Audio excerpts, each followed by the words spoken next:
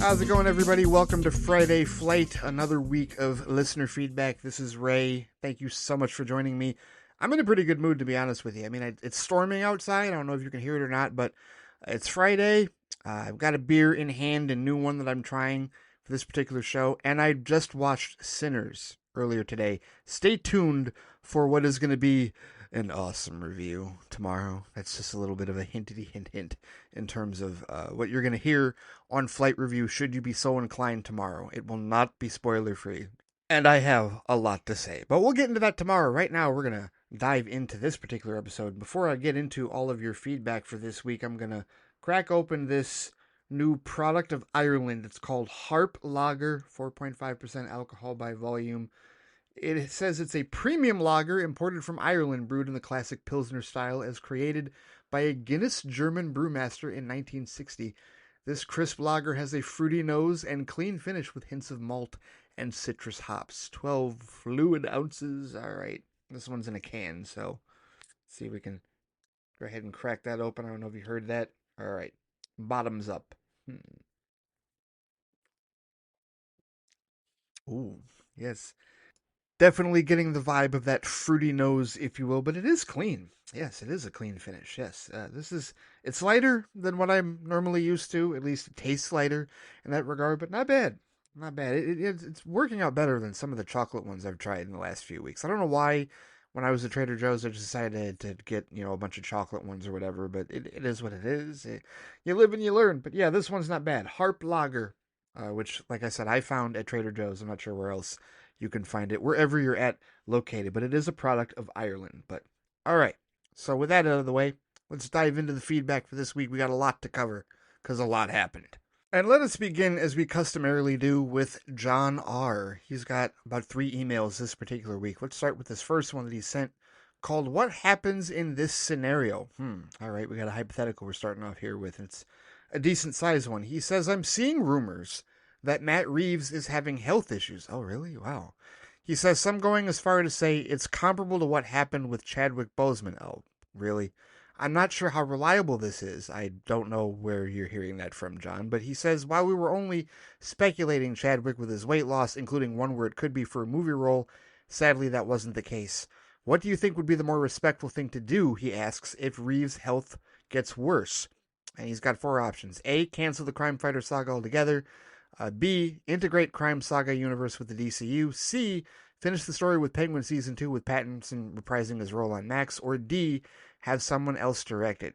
He says, for me, B makes the most sense because, in a way, you're honoring Reeves by allowing his story to continue. I'm sure he had ideas that would have made 3 films. You could incorporate some of those ideas into future DCU films, and it will save you the trouble of having to find another actor in the role, because it aligns with Gunn's philosophy of the story comes first, and we're not trying to make you watch Creature Commandos to understand what's happening in Superman. I believe Pattinson, Kravitz, Wright, Farrell, Dano, etc. would do it if Reeves gives his blessing. He says, I understand this is a very delicate topic, but I know decisions have to be made. I'm just wondering what you think is the best options out of these 4. I don't think you have to do A, he says. After all, other people were involved with the Penguin. You don't have to rely on one director to do everything. That's honestly a big worry I have with Gunn, that he's doing too much. Like he's steering a ship by himself with first mate Safran inside the ship making business calls. D and C could work too, he says. If I were James Gunn, I would go with B, but only with Reeves' blessing. If I didn't get his blessing, I'd probably have to go with A. When it comes to being an on-screen part of the movie-making process, it seems harder than behind-the-scenes part of the movie, but it can still be close. It still be close to as difficult. It seems like a no-win situation, no matter which choice you make, he says. With A, you have a story that ends on a cliffhanger. You also have to consider B because you're now uncertain about how to go forward with 2 different sets of Batman. With C, you're not sure if you want to have a character you prefer not to have on streaming be on streaming. D might be the least stressful depending on how much people view the Batman as an auteur franchise, but it wouldn't be the first time a new director took over a franchise. Curious to know your thoughts. All right. Well, first and foremost, John, I have to say this. I have no idea where the hell you got this. I don't. I have no clue. Did you get this from the morons on Facebook? I told you not to listen to those morons, seriously. I don't know where this is coming from. I haven't seen Dave the Film Junkie mention this. If he has, I've missed it. I've seen no chatter on this whatsoever. In fact, you know what? Why don't we do this? Why don't we really quickly do, because that's really where it kind of starts and kind of begins and ends with me here, John, is I don't even feel comfortable discussing any remote validity to this unless I see some chatter. And I just have not seen any chatter on this whatsoever. And I'm back on Threads and Instagram. I've seen nobody say this whatsoever. So what's this? A week ago? Okay. Superhero hype? All right. Well, okay. That's a little iffy right there. I'm seeing Comic Book Cast 2 and superhero hype. Now, what is this superhero hype thing? Let's see. Uh, is this even written by a person? Is this an article? No, it just says there have been numerous delays, and a recent rumor suggested that the postponement has been due to some issues in director Matt Reeves' life. Uh, great. Oh, really?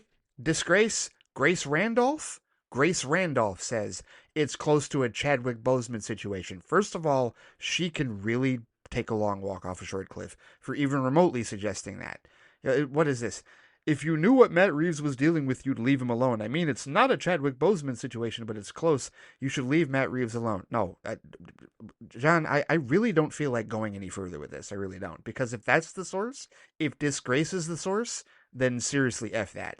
Like, and I'm censoring myself because I'm trying to keep this censored. But no, I am absolutely not even remotely inclined to entertain any notions of bullshit from that person. I use I use the term person very loosely to describe her. But just no, no, no, no. I'm sorry.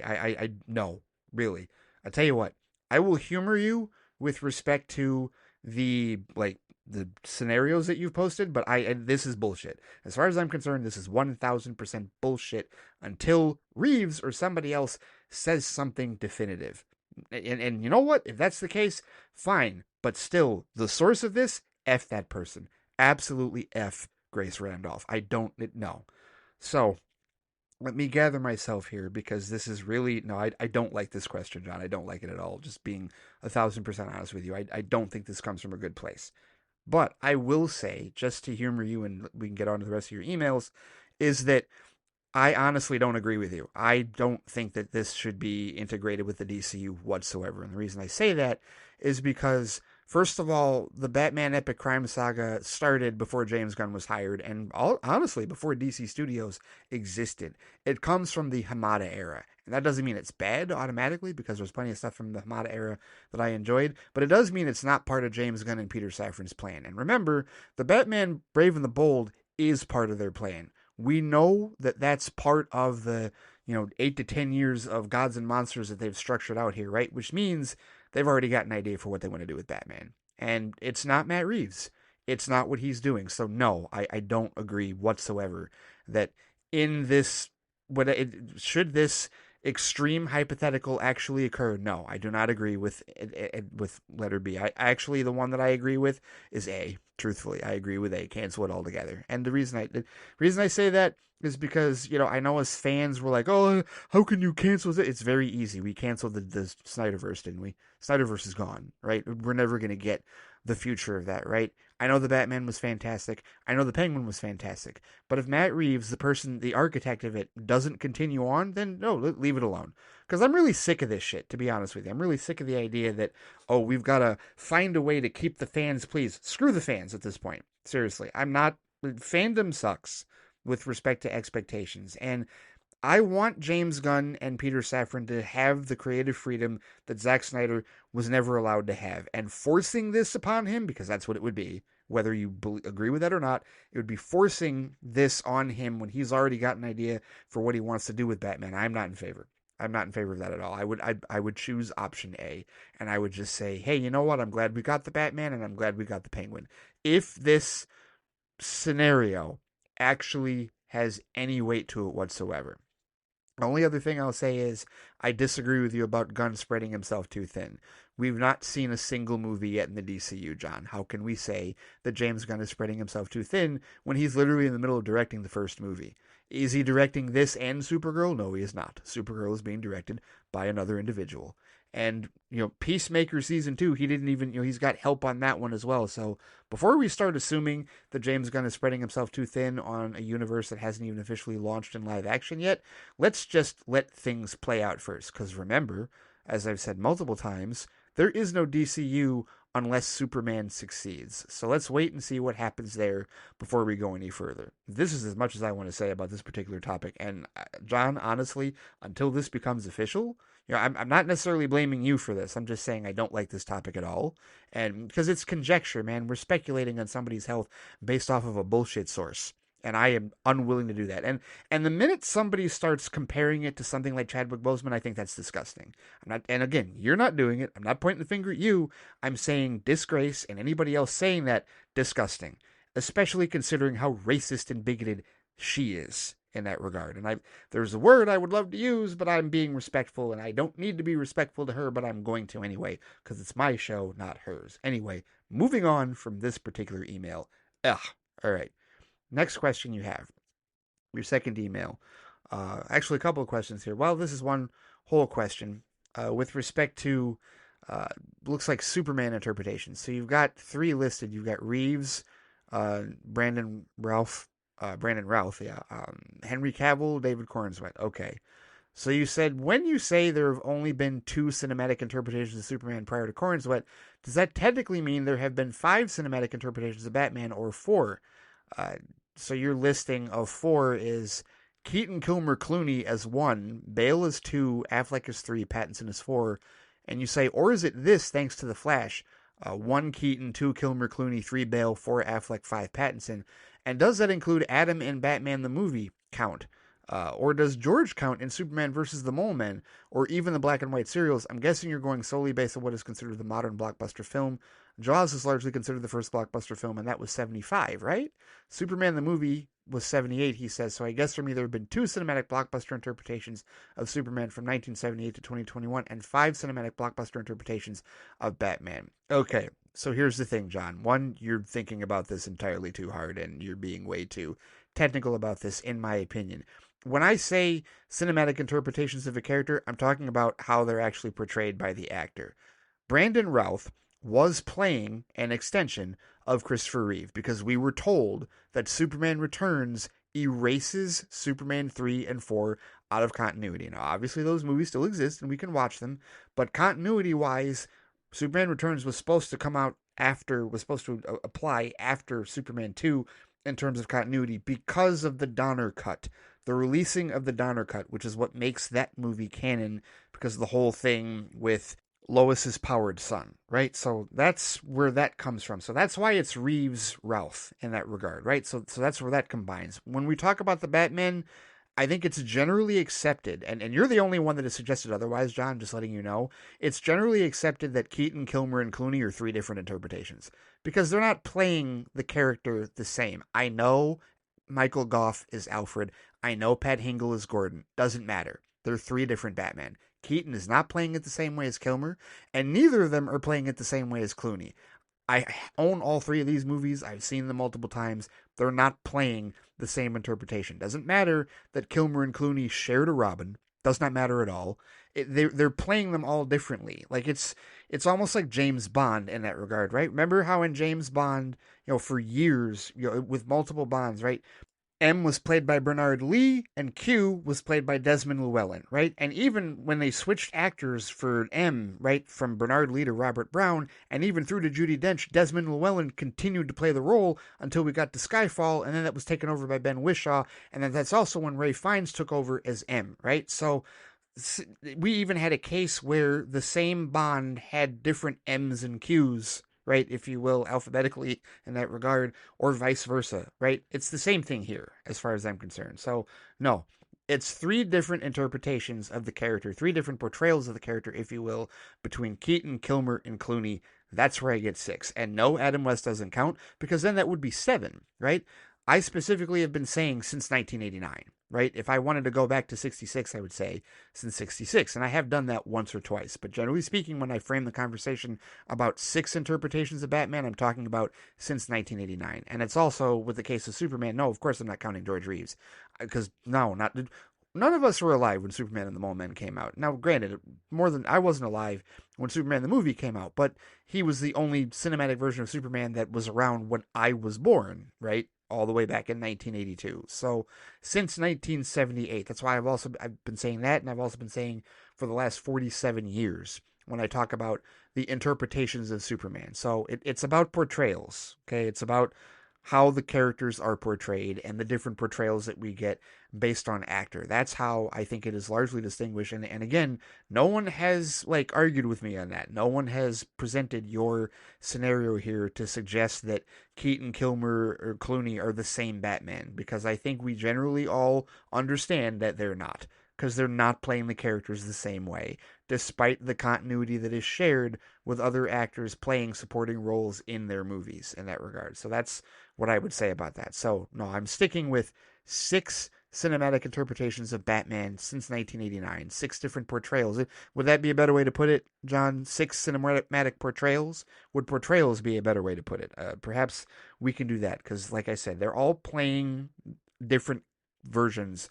Like, they're all playing the character differently in that regard, right? So, let's leave it at that, is what I would say. And no, the Flash has nothing to do with it, because it would still be 6 even with the Flash's tomfoolery. It just means he popped his way out of the Kilmer, or out of the Keaton universe rather, into the Clooney universe. That's all that means.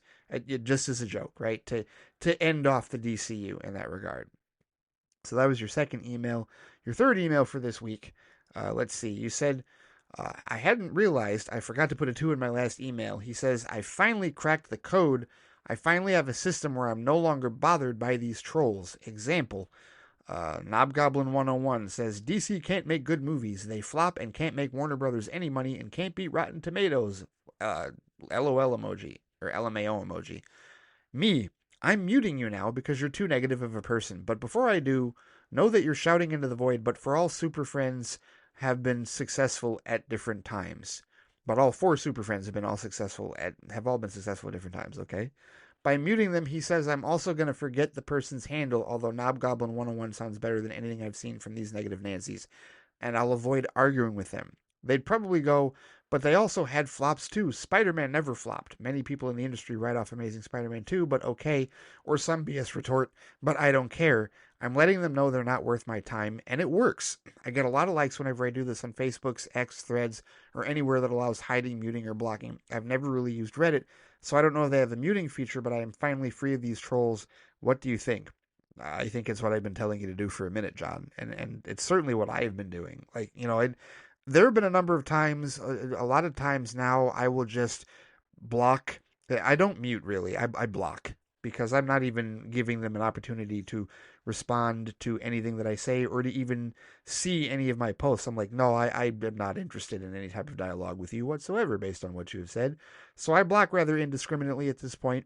And yeah, sometimes I will definitely leave a comment, and I will leave it there, and I'll take a little long, like maybe wait a tick, to make certain that the notification gets to them, and then yes, I will block them. And then when they try to feverishly respond to me, they will fail to do so because they are blocked in that regard. So yeah, it's par for the course, man, and I really do hope that you stick to it. I'm glad that you found it. I think it is a very healing mechanism. I think it definitely will give you a lot more peace than dealing with the assholes that you've been dealing with on social media to this point.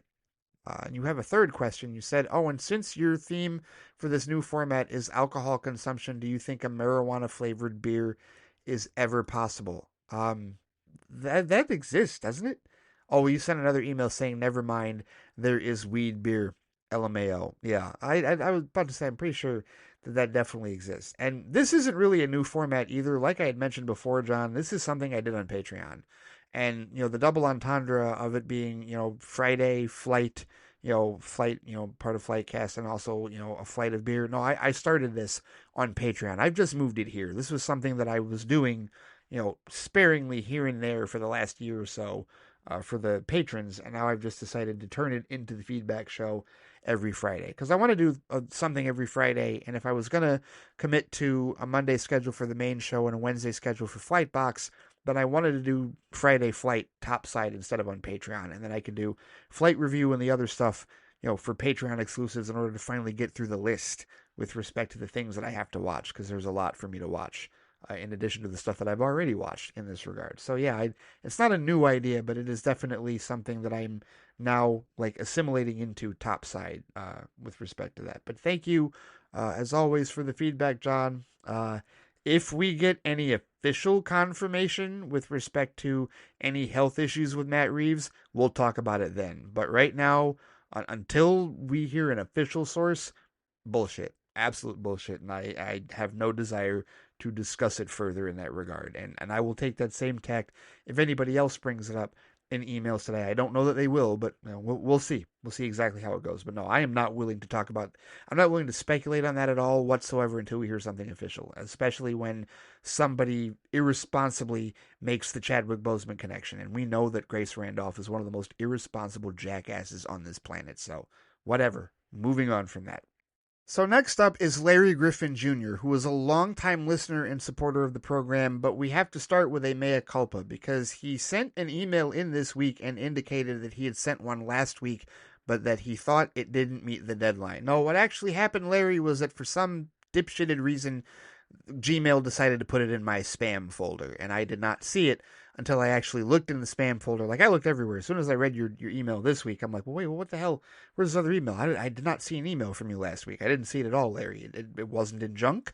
It wasn't in my regular inbox. It was in spam. I don't know why the email you sent last week wound up in spam, and the one that you sent this week didn't, but I do have your email from last week, and we can go through that a little quickly here because I don't think that there's anything time released with respect to this.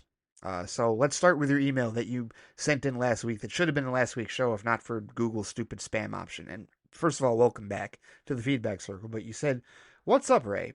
Long time no write. The last time I sent a feedback email was September 2023. I know because I checked to see when the last time you sent an email was when you said that this particular one was missing." He says, "I've been in the middle of a job searching, and I might have something on the horizon. Fingers crossed." Oh, absolutely, fingers crossed, man. It is difficult out there, especially for those of us in the good old U.S. of A.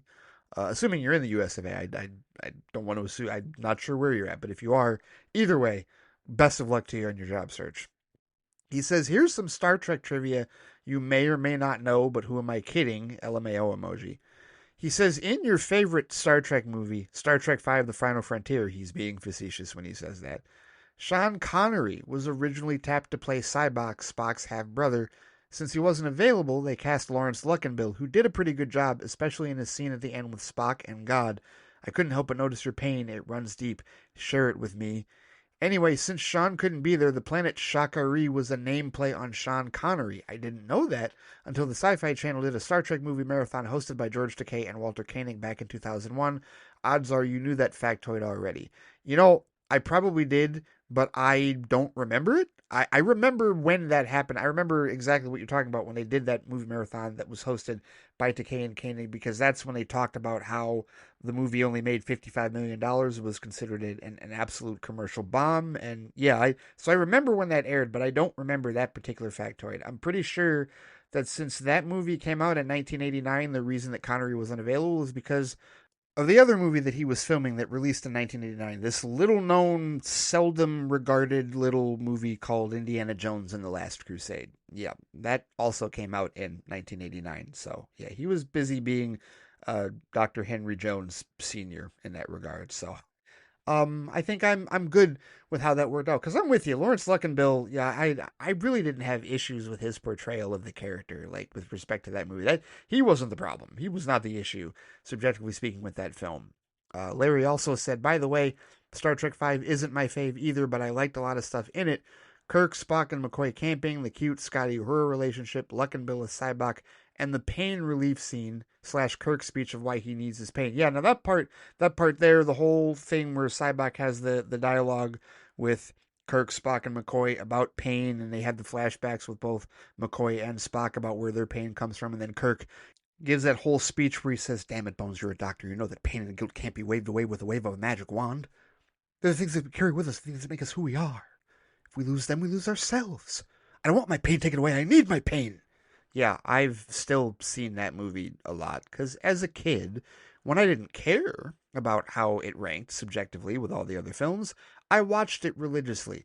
And as I've said before, when I watched that fan edit of Star Trek V, that unofficial, completely unlicensed fan edit called, I think, Beyond the Barrier, that I found randomly on a website, I've gained a different appreciation for 5, and I don't hate it. I don't hate the movie because I'm with you, Larry. There's definitely stuff in the movie that I do like that scene you're talking about. The camping stuff is hilarious, right? Like there's stuff in there, and that whole thing where Kirk is like, I've always known I'll die alone, right? That type of thing. Like that, the moments with those three are like the best parts of the film, and it's really just the plot and some of the other contrivances that aren't that great, right? But yeah, David Warner's in the movie. May he rest in peace. That might have been his first ever Star Trek appearance. I think it was because he was Chancellor Gorkin 2 years later in Star Trek Six: The Undiscovered Country, and then of course, very famously in TNG Gul Madred, how many lights do you see with Picard, right, in Chain of Command Part Two. He was in a little bit of Part One, but mostly in Part Two in the sixth season of TNG. So yeah, there's some good stuff in that movie. There is, it's not all terrible. And again, I have to own it, right? Like eventually, like I don't have all the Star Trek movies yet, but I mean I have them all digitally. I don't have them all physically, but I will. And I can't not have 5. You can't own part of a set, so I will eventually have all of them, including 5. I will spend money on that physically, and if they come out with a steelbook with it, no, I will spend money on it. I will definitely, because you got to have the whole thing. But continuing on, he says, as for my stance as a DC fan, it's remained intact. Through Justice League, the Snyder anti-Snyder cults, BVS knee-jerk reactions from Warner Brothers, why a billion-dollar movie studio bent the knee to a bunch of internet slobs is beyond me, he says. Irrelevant Rotten Tomato scores and former mutuals from the Twitter days going rabid while I was still there because F. Elon Musk, LOL. My love for DC has never faltered. I'm looking forward to Superman in July, he says, and it will be my first time in a movie theater since Birds of Prey and the Fantabulous Emancipation of One Harley Quinn in early 2020. I'm guessing that's pandemic related, and because that timeline, like Birds of Prey, the Way Back, which came out like a month after Birds of Prey, was the last movie I saw in theaters before the pandemic hit. And yeah, Birds of Prey was like 1 month before. It was in that February, right? So it sounds like that's what your timeline is. And I actually saw somebody today on Threads kind of make the same distinction. Michael B. Jordan, who's in Sinners that just released today, he is on Threads now. And a lot of people are excited about that. And he's been commenting on a lot of other people talking about Sinners. And somebody tagged him and said, hey, I haven't been in a theater since before the pandemic, fearful and all that, do you think I should risk it, to go and see this movie? And he encouraged them and said, you can do it, right? That type of deal. And so I get it if you haven't been in a theater, because of that. If it's been for other reasons, I get that too. But that just seemed like that might have been why you haven't been in a theater. And I totally get it. When 2021, when they were doing the simultaneous releases on streaming, I watched whatever I could at home. And then if I couldn't go home, if I couldn't watch from home, like I couldn't watch any of the Marvel movies at home. So I went to the theater for the Marvel movies, fully masked and, protective and whatnot. Same for the Batman. I saw the Batman fully masked in 2022 in theaters. I don't remember when I think it might have been mid to late 2022 was when I finally stopped wearing masks in public. But people still wear them in public, whether it's movie theaters, grocery stores, whatever. It's definitely still out there, and not a phase or a fad. People want to protect themselves, not just from COVID-19, but from flu, from common cold, and anything. RSVs, norovirus. There's a whole lot of shit out there that can affect us. And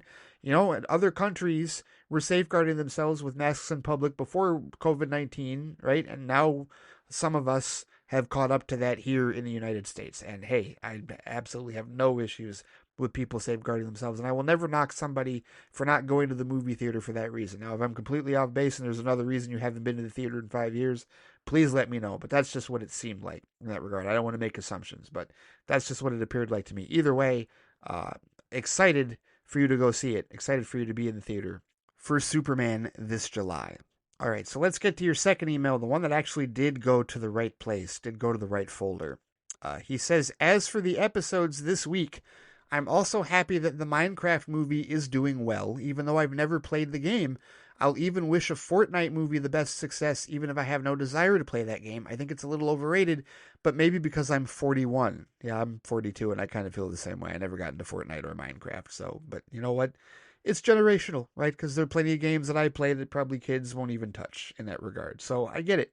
I totally get it in that regard. But He says, that being said, the crazy movie theater behavior is inexcusable. A live chicken in the theater? Really?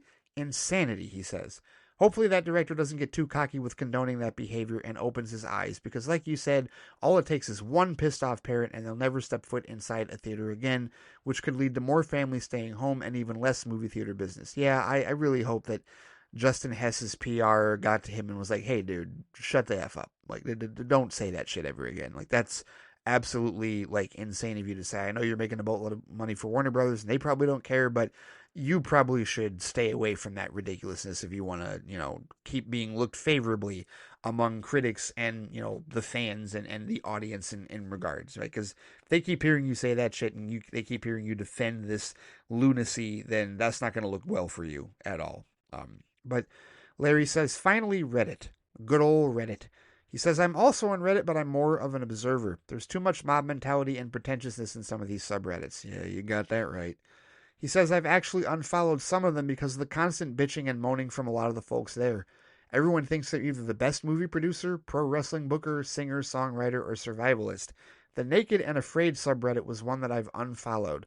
Some of the survivalists are members there as well. Personally, you couldn't pay me enough to be out in the wilderness for 21 days. There's a 14-day fan challenge, but still, without any clothes. LOL, I'm perfectly fine watching from home and rooting for the survivalists to make it to the end. I'll also bet that some of the lame fans on that subreddit wouldn't last 5 minutes out there either. That's all I've got this week. Until next time, Larry Griffin Jr. Yeah, I hear you. Reddit is depraved. It is. It's like Twitter, but like, without all of the Nazi bullshit, the South African Nazi bullshit and whatnot. So yeah, I'm with you. I've kind of turned into more of an observer since I went back to Threads and Instagram as well, because yeah, I've unfollowed a couple of the subreddits there. I mentioned what happened with the toxicity of both of the Snyder and anti-Snyder calls. It's like, yeah, no, I hate both of you, and you both blocked and banned me from either one of your subreddits. So you know what? I don't need either of that shit. So yeah, I hear you on that as far as being an observer. I salute your strength and your courage with that one, good sir. But thank you for your feedback as always. Welcome back to the feedback circle, and hopefully next time none of your emails will erroneously end up in spam. I'll try and do a double check now. Apparently now I have to check my damn spam folders to make certain that Google isn't screwing me over. But either way, welcome back, good sir. Looking forward to more of your feedback. All right, I didn't mention this at the start of the episode, but it's Superman Day. So happy Superman Day, and that means I've got to move this particular feedback participant to the front of the line right now at this point in time. Waliyu Mustafa, our resident Superman superfan, who did send in 2 emails, one that is specifically about Superman Day, but I want to start with his first email that he sent, Resist, Rebel, Rebuild, which right then and there should already be your spoiler warning. We're talking Daredevil Born Again season finale. That's right. If you are not caught up on Daredevil Born Again, spoilers abound, because here we go. We're going to launch right into it, and we will start with Wally's first email. He says, Hey Ray, whew, that was the season finale for Daredevil Born Again. What? I know you said you didn't see this as a cliffhanger, but for me it was, especially as soon as the credits rolled. However, I was not expecting the mid-credit scene with Frank seemingly looking to break out of his cage after breaking poor Anthony Petruccio's arm. Yeah, I get it. It's like, BVS isn't so much of a cliffhanger for me either.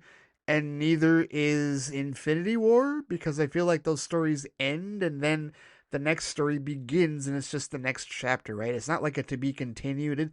To me, it's not as jarring as like Back to the Future 2 into Back to the Future 3, or The Matrix Reloaded into The Matrix Revolutions, or Pirates of the Caribbean, Dead Man's Chest into At World's End, right? Those are cliffhangers. Those are like, okay, they just stop abruptly in the middle, or like Empire Strikes Back, the classic one, that into Return of the Jedi. Those to me are like cliffhangers, because it's like the movie just stops. There's no end, and it's just like, oh, we've stopped here and we'll pick up where we left off later.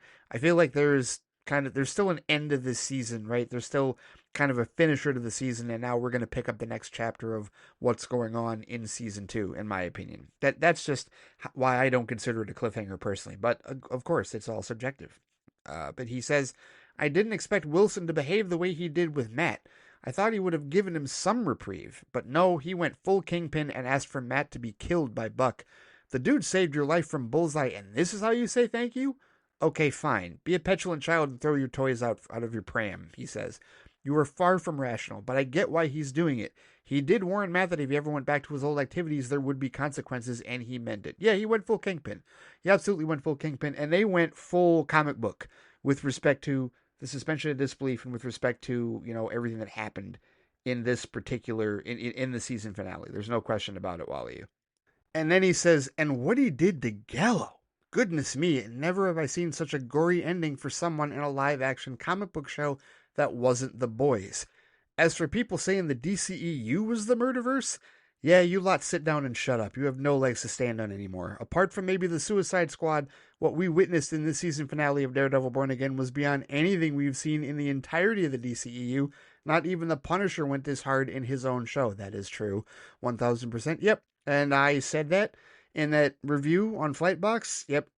Hearing none of that any further. We're done. The MCU is officially the murderverse now, as far as any of us should be concerned. But Wally says, and speaking of Frank, I love the way he dispatched the copycats. Knives, axes, guns. Dude was definitely not playing patty cake with these assholes. I wish Matt had let him off the dude that killed Hector Ayala. So do I. I totally wanted that to happen, but whatever it is, Matt's got to show that he's still different from Frank. Okay, fine. But I completely agree with you, Wally, when you say that dude definitely did not deserve justice. No, he didn't. He most certainly did not. But you said, as for Powell, yeah, I too want to see him get the worst possible death at the hands of the Punisher. I'm sick of seeing his face. And kudos to the showrunners for finally showing us exactly how Frank would react to the copycats. They really think he's one of them? Really?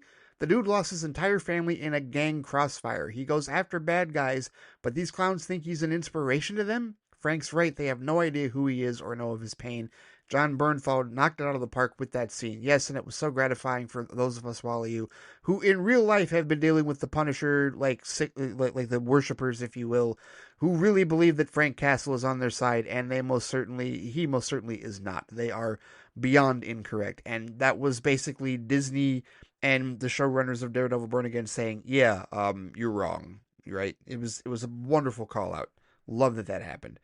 He says, as for Heather, she's made her bed and can die in it, for all I care. I also felt for Sheila, but I understand the position she's in. Like you said, she's just trying to survive, but I hope she has her redemption as well, because she is responsible for the death of Gallo. I just hope BB doesn't have a word with her. Yeah, they gotta be real careful. They gotta be real careful, because Mayor Kingpin is here in that regard, and shit's hitting the fan, for sure. Man, does it just feel entirely too real. But he says, I knew it was Karen who called Frank to help Matt. Of course we did. And am I glad I watched the previous 3 seasons before this one, because I did forget about the relationship Karen and Frank had, he says. Frank does care in his sadistic way, and Karen knows that, otherwise he never would have agreed to help out Matt. Oh, of course. Definitely. For sure. He says, when the blackout happened, a part of me did think, where's Spider-Man in all of this?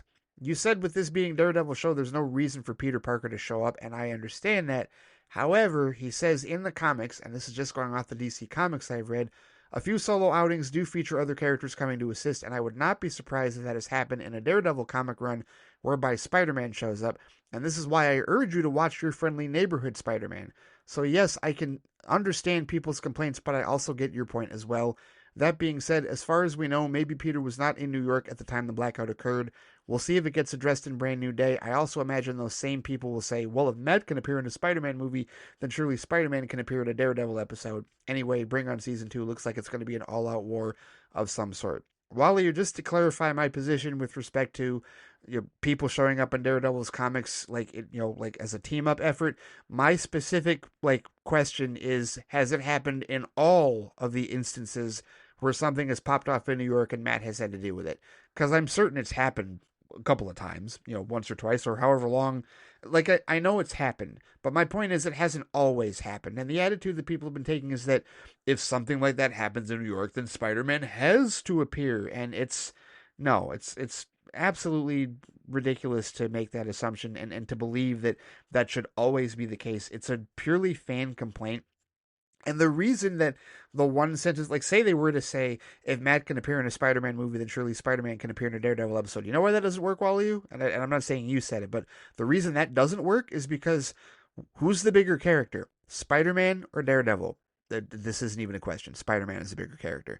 And if you put Spider-Man in an episode of Daredevil, you immediately steal the show from Daredevil. No one cares. I mean, Daredevil fans, diehard Daredevil fans will care. But the stories and all of the chatter will be about how Spider-Man, one of the one of the most popular globally, one of the most globally popular superheroes like of all time, has now taken over the Daredevil show. And what's Spider-Man going to do next? And what's going to happen here? I liken it to the reason why I'm glad that the Barry Keoghan Joker cameo, like that deleted scene where Batman talks to him Hannibal Lecter style from the Batman, I'm glad that wasn't in the original cut of the film. Because if it was, and I said this on Threads the other day, if that scene was in the original movie, then it would take so much of the attention off of the Riddler and Penguin and Falcone and everything that was actually happening in the movie, because all anybody would be thinking is, oh, the Joker's behind this. Oh, the Joker's doing this. And, oh, what's the Joker doing? What's going on with the Joker? Because the Joker's too big of a character. Spider-Man is too big of a character to put in the Daredevil show like that. Unless you want him to take over the show, right?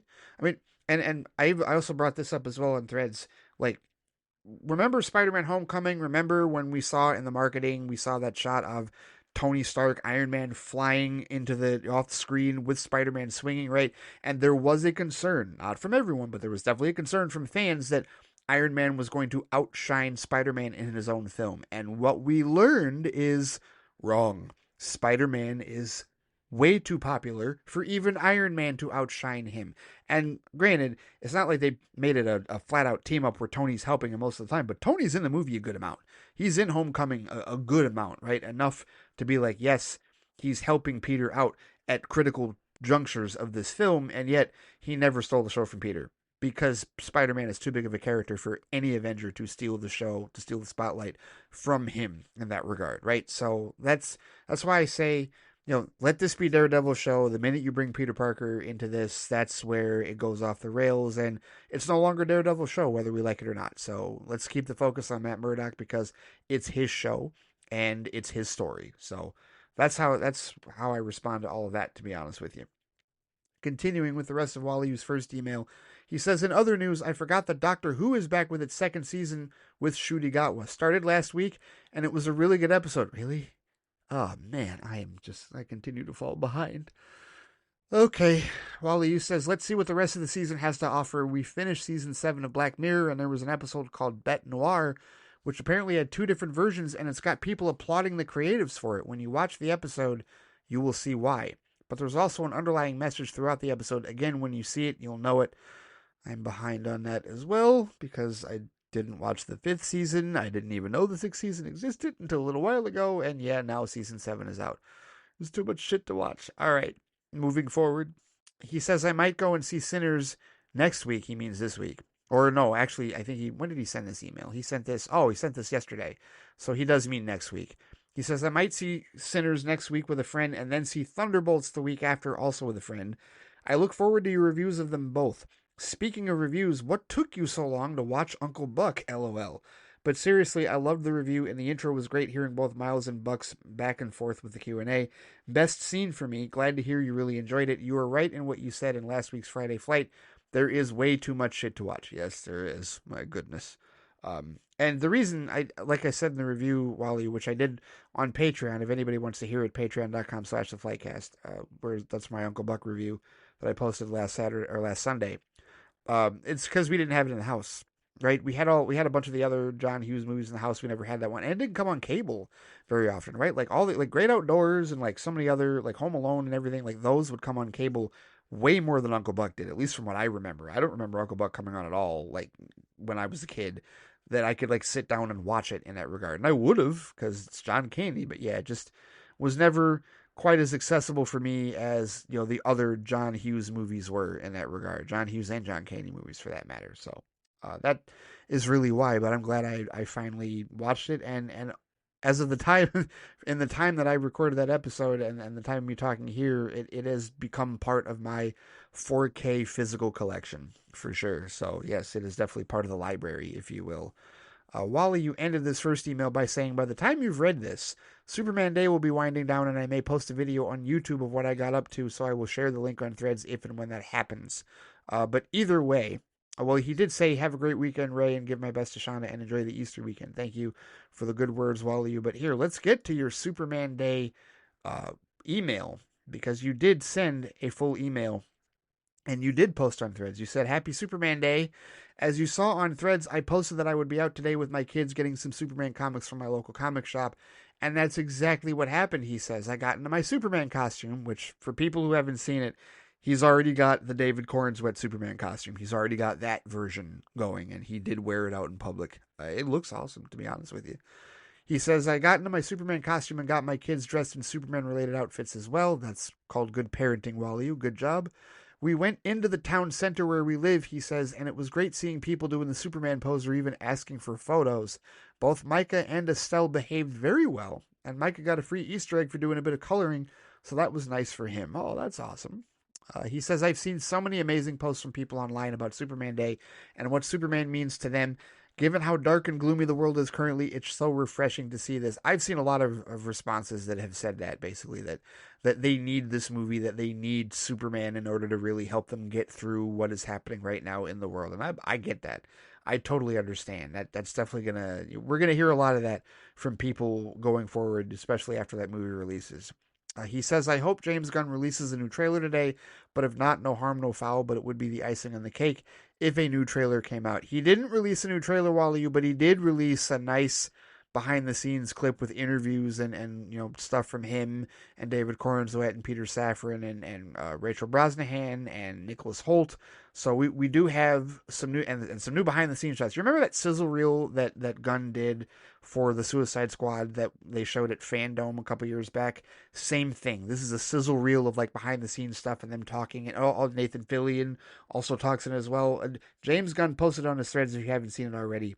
So definitely check that out if you have not seen it already. That's what we got today for sure, along with some other appreciations of Superman Day. And for people who don't know why April 18th is Superman Day, it's because that's the first issue of Action Comics, April 18th, 1938, from what I understand.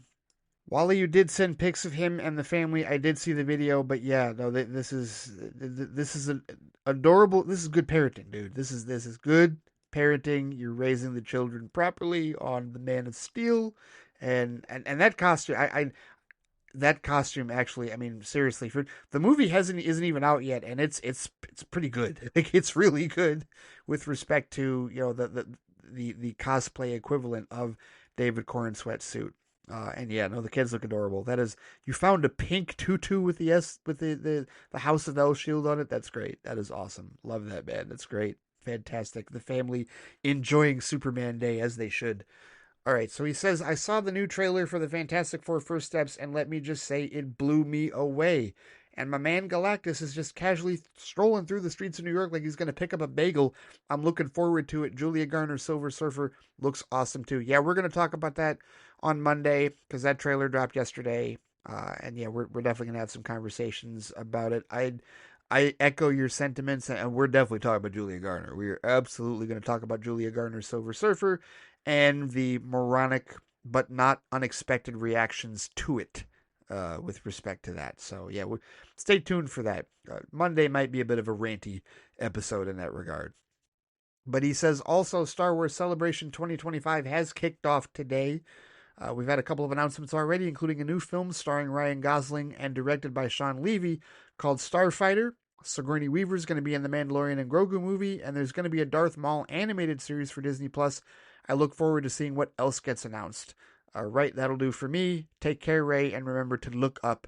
Thank you. Yes, indeed, Wally. And we'll be talking about Celebrations announcements as well, including the ones that you mentioned there, because that also has been happening, in this last day or two. And so yeah, we've got a lot of ground to cover for some new stuff with respect to that and with respect to the Fantastic Four First Steps trailer on Monday. So stay tuned for that episode of the main show. We'll get hot and heavy into that discussion for all of that. But thank you as always for the feedback, good sir. Hope that you enjoyed Superman Day. We continue to look forward to July 11th for all of the glory and grace that we will surely receive with that particular film, good sir. All right, now let's check in with Amr Zidan. His email this week is titled TNG. Yeah, that's it. And it's not a short one. This is another Dorsey-sized email. I love the fact that we have that designation.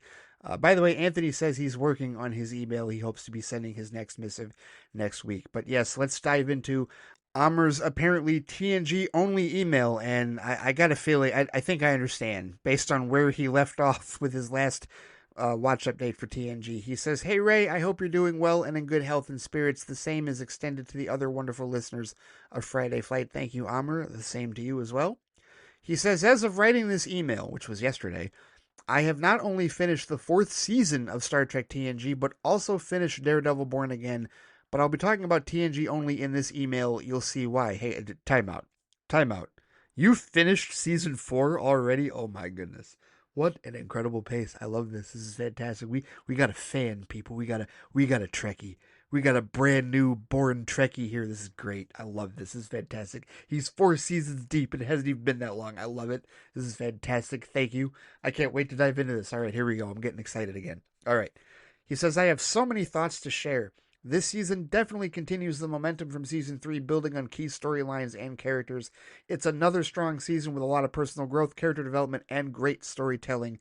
Now bear with me, as this email transcends my last one in terms of length. I apologize in advance." Hey, it's Dorsey size. It's all right. Let's dive into it. This is going to be great. He says, "Okay. The first episode of season 4 wasn't just a thrilling resolution to the huge cliffhanger from season 3's finale, it also served as a strong and emotionally charged opener to kick off the new season. The aftermath of Picard's assimilation and the trauma he endured was handled with care, showing that even in a sci-fi setting, the human element is never forgotten. It set the tone for a season that will go on to explore deeper character arcs and more serialized storytelling," he says. "Commander Shelby was a great addition to the cast in both the opening episode of Season 4 and the Season 3 finale. Her ambitious and no-nonsense attitude created an interesting dynamic, especially with Riker. I kind of wish she had stuck around a bit longer instead of just being a one-off character. She had the potential to shake things up on the Enterprise and add a new layer of tension to the senior staff dynamic." I tell you what, Amr, if you are interested in any of the books, because there are so many Star Trek books out there, if you're interested in any of them and you want to see more of Commander Elizabeth Paula Shelby, check out a series written by Peter David, yes, comic fans, that Peter David, called Star Trek New Frontier. It features her and a number of other characters that you've already run into and others that you will run into from TNG. I read the first 6 books of that series. Really good. Really good. But yeah, check that out if you want to see more of Shelby's adventures, not in live action form, but in Star Trek form as far as, the canon is concerned, right? He says, "Another favorite of mine from this season was Brothers, episode 3. Not only do we finally meet the brilliant yet flawed Dr. Noonien Soong, Data's creator, but we're also reintroduced to Lore, Data's mischievous and dangerous brother. His unexpected return added a lot of tension and drama. Lore always brings an unsettling energy to the show, and it was great seeing Brent Spiner juggle all 3 roles, Data, Lore, and Soong, with such skill. I was incredibly surprised to find out that Brent Spiner also played Dr. Noonien Soong. I genuinely didn't recognize him under all the prosthetics and makeup until I looked up the cast list after the episode. It's a real testament to his acting range and commitment. He brought Soong to life with a completely distinct voice and demeanor, making him feel like a fully separate character from both Data and Lore. The fact that Spiner pulled off all 3 roles in one episode so seamlessly is honestly mind-blowing," he says. "What really got to me was how Lore stole the emotion ship meant for Data. It was a heartbreaking twist. After everything Data has done to understand and emulate emotion, to have his one real shot at actually feeling taken away by his own brother, it was cruel. It made me genuinely angry, and I think that speaks to how well the episode was written. It really highlighted the contrast between the 2 androids, one constantly striving for growth and humanity, the other consumed by jealousy and manipulation. Amr, I hear you. It was extremely emotional, especially since Soong died. Here's what I will tell you. Keep going. That's all I will tell you. Just keep going. This isn't over. Not by a damn sight.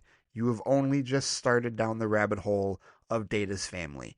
Keep going, and I promise you, you will have some moments that will be the absolute opposite of what you experienced with that anger and the heartbreak in this episode. Just stick with it, man. Seriously, and you will be rewarded. It's a really awesome arc that they built with the Soongs, and Brent Spiner absolutely is.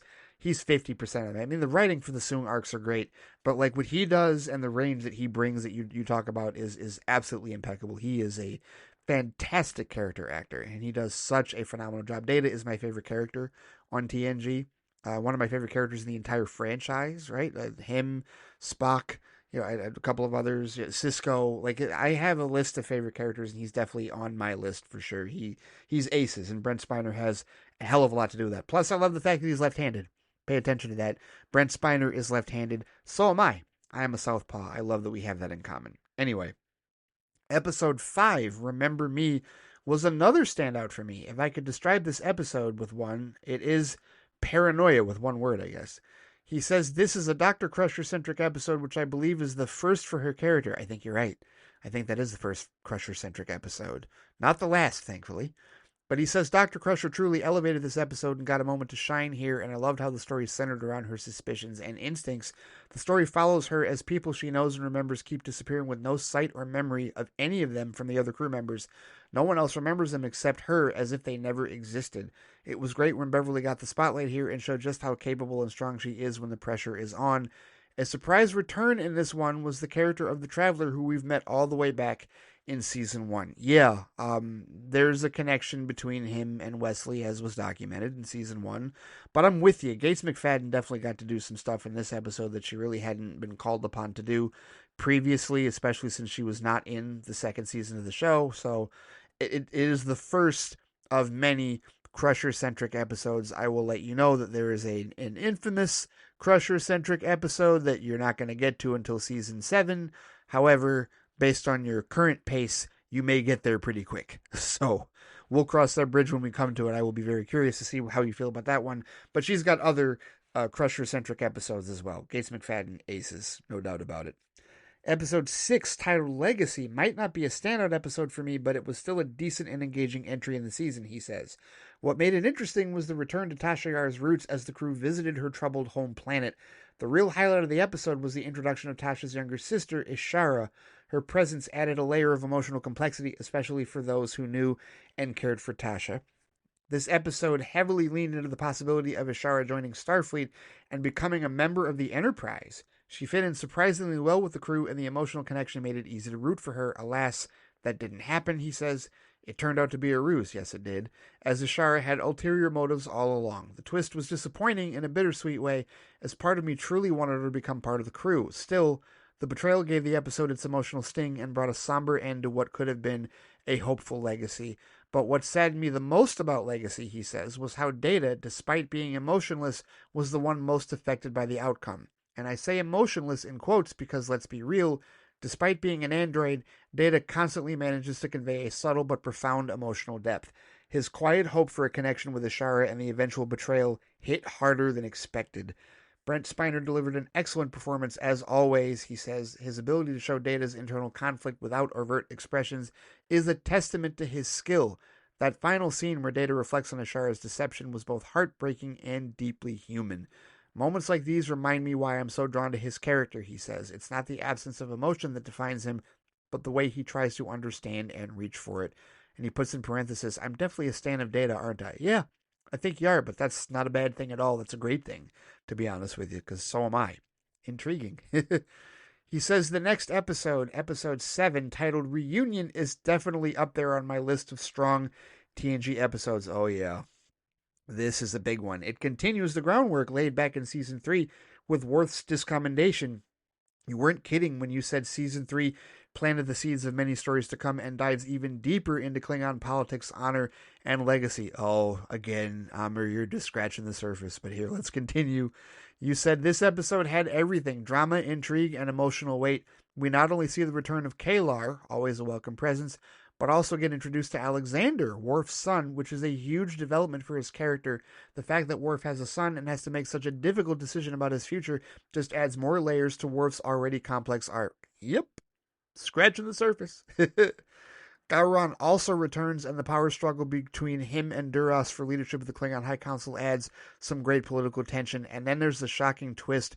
Duras kills Kalar. That moment hit hard and completely changed the tone of the episode. Slight correction, Amr, this is actually Gowron's first appearance, because we hadn't seen him before. This is Robert O'Reilly, and this is important to remember this for going forward. Robert O'Reilly as Gowron is his first appearance as the character get used to that name. You're going to be hearing it. You're going to be seeing it a lot as this season and as the rest of the franchise moves forward into Klingon related matters. So, yeah, remember the name Gowron.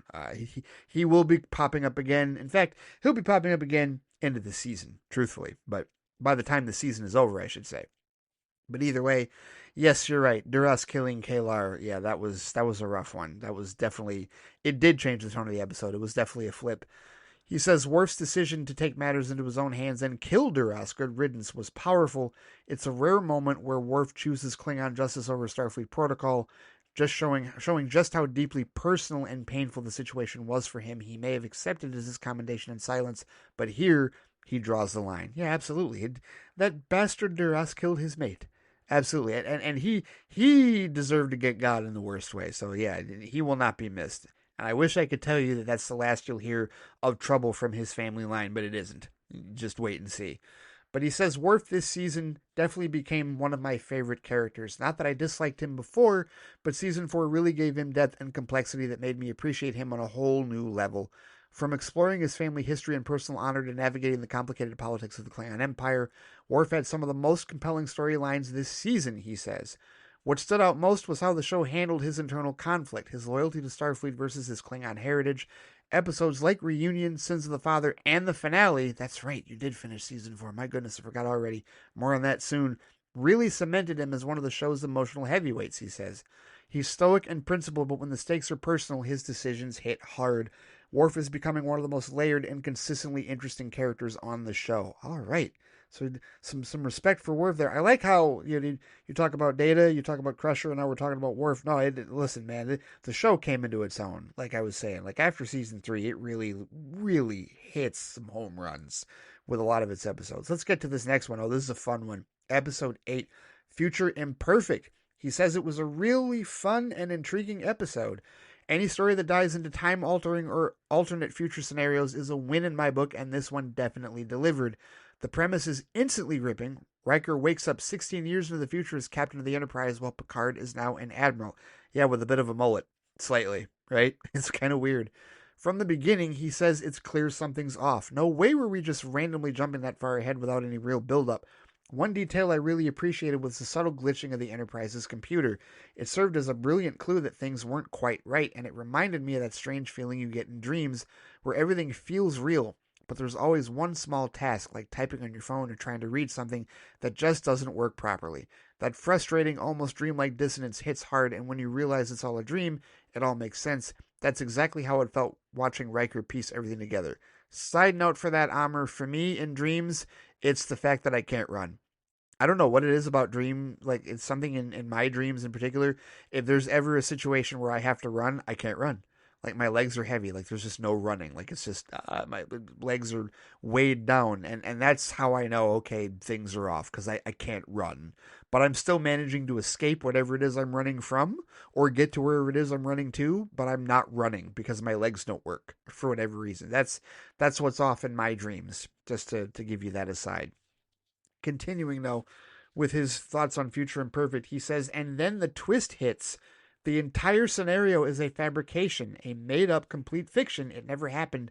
Crafted by a lonely alien child. Wait a minute. He included the link. Fact or fiction from Jonathan Frakes. It's a fiction. It never happened. Yes. Well done. Appreciate that, Amr. Crafted by a lonely alien child, he says, who longed for connection. What started as a mind-bending mystery turns into a surprisingly emotional tale of isolation and imagination. It gave the episode an unexpected heart, making it not just clever, but genuinely moving. Yeah, I agree. It had a very emotional ending, and definitely was a turn that you didn't expect from where the episode started, and certainly where it wound up in the middle, when you believed it was Tomalak and the Romulans, duping him into some type of, interrogation scheme. Next up, episode 9, Final Mission. He says it served as a heartfelt and fitting send-off for Wesley Crusher, giving his character the respect and emotional weight he deserved. While Wesley has had his ups and downs across the series, this episode really emphasized his growth and maturity. It wasn't just a goodbye, it was a meaningful chapter in his journey, Amr says. What stood out most was the deepening of the relationship between Wesley and Picard. Stranded together on a harsh desert planet, their survival scenario allowed for some truly sincere moments. Picard's vulnerability, paired with Wesley's determination to save him, helped solidify the mutual respect between the two in a way we hadn't fully seen before. It was like Wesley finally stepped into adulthood in Picard's eyes. Wesley's absence was definitely felt after this episode. I do find myself wondering if he'll return in season 5 and what that return could look like. No comment. That's all I'm going to say. No comment. Continuing. Episode 10, The Loss. Oh, wow. Here we go. The Loss did for Counselor Troy, he says, what episode 5 did for Dr. Crusher. It gave her a powerful, emotional spotlight. In this episode, Troy faces the psychological and physical loss of her empathic abilities when the Enterprise encounters a mysterious spatial anomaly. The episode beautifully explores Troy's inner struggle as she is no longer able to rely on her usual empathic connection to others. It's not just about the loss of her powers, but the toll it takes on her sense of self and her role aboard the Enterprise.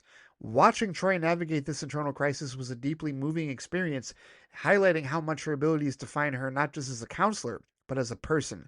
The way the episode portrays her feelings of frustration, vulnerability, and ultimately her realization of strength despite her disability was really well done. It's a standout moment for Troy, showing a side of her character that we don't always get to see and giving her some much needed depth and development. That last part is critical, much needed depth and development, because that has definitely been a reflective criticism of Marina Sirtis playing Counselor Deanna Troy in the show, is that she didn't get a whole lot of those moments, at least not to the fans' liking and not compared to some of the other characters in the show.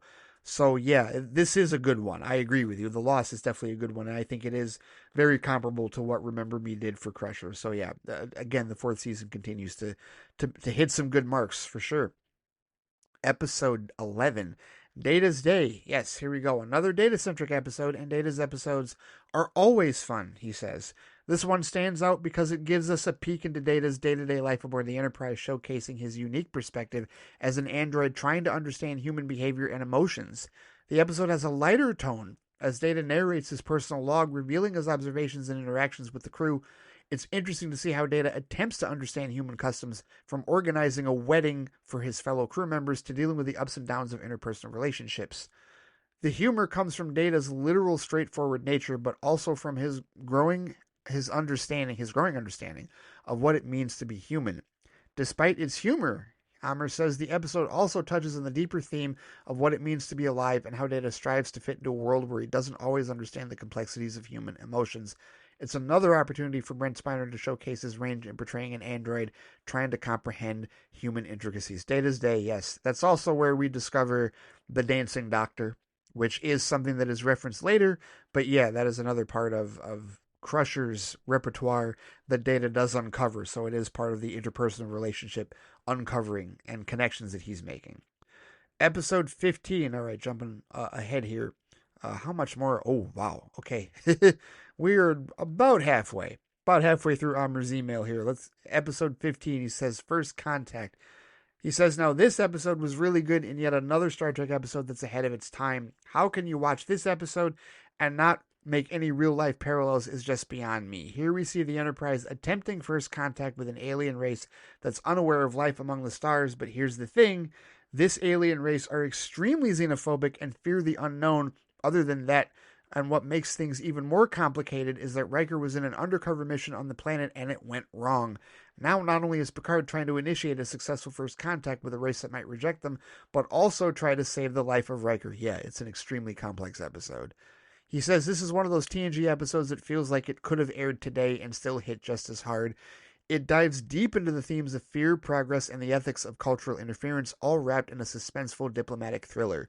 The idea of the Federation initiating first contact only when a civilization is on the brink of warp capability is a fascinating and respectful rule, he says, but also controversial. The episode explores the anxiety that comes with societal change, especially when powerful external forces suddenly appear. The planet's government is torn. Some want to embrace the stars, others fear cultural collapse. Sound familiar? Oh yeah, very much so. And that's Star Trek at its core, Amr, is when it shines a bright spotlight on the world that we live in and the reality that we have here with allegories like this. He says the scenes with Picard trying to reason with the planet's leadership, and especially Marasta Yale's decision at the end to leave her world for the stars, are so powerful. They highlight how progress often comes with sacrifice and division, and of course Riker's undercover mission going wrong and the fallout from that was such a great way to explore how delicate and dangerous first contact can be. Amr, I couldn't agree more with your sentiments about First Contact, but I also want to thank you for bringing up the character of Marasta Hill because that is played by Carolyn Seymour, who is definitely a veteran, if you will, with respect to Star Trek. And she's also been in a number of other things. She's a pretty accomplished English actress. She also played Dr. Chakwas in the Mass Effect games. If anybody's played Mass Effect, she's the voice of that character as well. And she's recurred as different characters in Star Trek The Next Generation. But I love her in this episode. This is my favorite Carolyn Seymour character in this episode because her sense of wonder and her attitude towards, reaching for the stars. Like she's the one, like she's the model of the person like you wish the whole planet was like her. You wish the whole planet was as inquisitive and as open minded as she was, and that's why she requests asylum. That's why she wants to go aboard the Enterprise, and I was really happy for her. That was like when the prime minister was like, "No, we can't." You see how Kroller responded, "We can't have this. It's going to take time. We'll join you at some point, but we're not ready for it right now. Look at what everybody just did." But in Marasta's case, she got her the ending that she wanted. She got to her happy ending, and she got to go into the stars like she's always dreamed. So I was really happy for her character in that one. In the midst of all the other stuff that was going on, yeah, no, this is a quintessential, like, at the core of Star Trek's morality tale, like, complexity, if you will. All right, next up, episode 16, Galaxy's Child. He says it might be the first episode that I didn't completely enjoy. Ooh, okay. I want to hear his thoughts on this. This is interesting. He says it is definitely a bit of a mixed bag. This is due to Geordi's behavior feeling off, especially in how he handled things with Dr. Leah Brahms. There's this underlying discomfort in how he projected his past holodeck experience onto the real Leia, and it made parts of the episode feel awkward rather than heartfelt or respectful. It's a shame because it had potential for some meaningful character development, but it didn't quite land emotionally the way other episodes have this season. Still, it's an interesting episode conceptually, especially the subplot involving the alien creature and the Enterprise essentially becoming a surrogate parent, but overall, it lacks the finesse and maturity of the season's stronger episodes. Amr, I agree. And you know what? That's a position that I changed on because when I was younger and I watched this episode, I was totally on Geordi's side, 100%. And the thing is, I saw Galaxy's Child before seeing Booby Trap because back in the day, before we had the ability to watch any of this stuff digitally, we had to rely on television broadcasts to re-air it. And so they aired the episodes out of order, which meant that entirely possible that I would get to see this episode before seeing Booby Trap. I saw Booby Trap later, so all the holodeck stuff I didn't even necessarily like completely connect with. I mean, they do explain it a little bit in this episode, but I didn't really get it until I saw Booby Trap. And yeah, Geordi's behavior is creepy. Geordi's behavior is not really like up to specs in this episode. It doesn't age well, and many fans have commented on this and they have observed this, and yeah, this is not one of the stronger episodes. It really isn't. I mean, the space baby part is probably the best part of the episode, but all the Geordi Leah Brown stuff, you're right. It does not have the depth. It does not land as emotionally as other episodes. So yeah, not quite as strong. But the one after that you mentioned, episode 18, Identity Crisis, I agree with you. You said it's definitely one of the better Geordi episodes. The best of all in this season, at least, comes later down the line. Oh, I know which one you're talking about. All right, here we go. But with Identity Crisis, he says it blends mystery, sci-fi transformation, and character history really well. Seeing Geordi's friendship with Susanna was a nice touch. It gave more depth to his past outside the Enterprise, which we don't always get. The alien transformation angle was pretty creepy in the best way. Oh, it's extremely creepy, still to this day. And the way the episode slowly peels back the layers of the mystery kept it engaging, he says. The holodeck analysis where Geordi pieces together the shadow anomaly, classic TNG problem solving. And that, even in itself, was also creepy, wasn't it, Amr? How about this next one, episode 19, The Nth Degree. He says it sees the return of Lieutenant Barclay. Yes, Dwight Schultz returning as Lieutenant Barclay. He says, I'm glad we get to see Barclay again and him not ending up in being a one-off character. This was such a wild ride and a great showcase for Barclay, he says. It's awesome how they took a character who was introduced as socially awkward and anxious and gave him a storyline where he essentially becomes the smartest person in the galaxy, literally. What's cool is how the episode never loses sight of who Barclay is, even when his intelligence skyrockets. The crew's concern for him, especially Geordi and Troy, adds a nice emotional layer, and that final twist was a nice subversion. Instead of a massive threat, it turns out to be a peaceful first contact scenario driven by curiosity. Yeah, I always really liked that concept. The idea of a race that wants to explore just like Starfleet and the Federation do, but instead they do it without leaving their planet. I like that. That's cool. And like the old guy, the interpretive alien whose head shows up on the bridge, right? And his like just reacting to everybody's emotions as Barclay explains everything. Yeah, that was cool. I really did like that. I like that premise a lot. That's a very intriguing premise for me. Yeah, it's a stronger episode for sure. Episode 20, Cupid. We're almost to the end of the fourth season, but you've got a lot to say on these last couple of episodes. I can't wait. Let's get to it. Episode 20, Cupid. Q is back once again, he says, and you know my opinions on episodes featuring Q. Any episode with Q is always guaranteed to be a fun ride, and this was no exception. Here we see Q trying to return a favor to Picard due to the aftermath of the previous Q episode, and he decided the best way to do so was to make the Enterprise part of a Robin Hood story. Q shenanigans are always so out of pocket, and I love it. The Robin Hood setting was absolutely hilarious, he says. Watching Worf grumble about not being a merry man was really funny. And the fact that Q considers this his idea of returning a favor to Picard is just so on brand for him. Well-intentioned mischief taken to the extreme. It says it's also nice, he says, that the episode lightly explores Picard's relationship with Vash and his discomfort with vulnerability, especially when Q's meddling throws it all into the open. But at its heart, this episode is just fun. It doesn't try to be too deep, and yet it still manages to tell you something about the characters and give the cast an excuse to swing swords in tights. Yes, definitely. It is. It's kind of an underrated Q episode because it's seen as silly and like a one-off, but no, it's a Q episode at its core, right? For sure. Episode 21, The Drumhead. Amr says it joins episode 15 as another that's ahead of its time. A chilling reminder of the consequences of letting fear dictate our decisions, especially when it comes to who gets to decide what is and what isn't a threat. It's a powerful commentary on paranoia, fear, and the erosion of civil liberties in the face of perceived threats.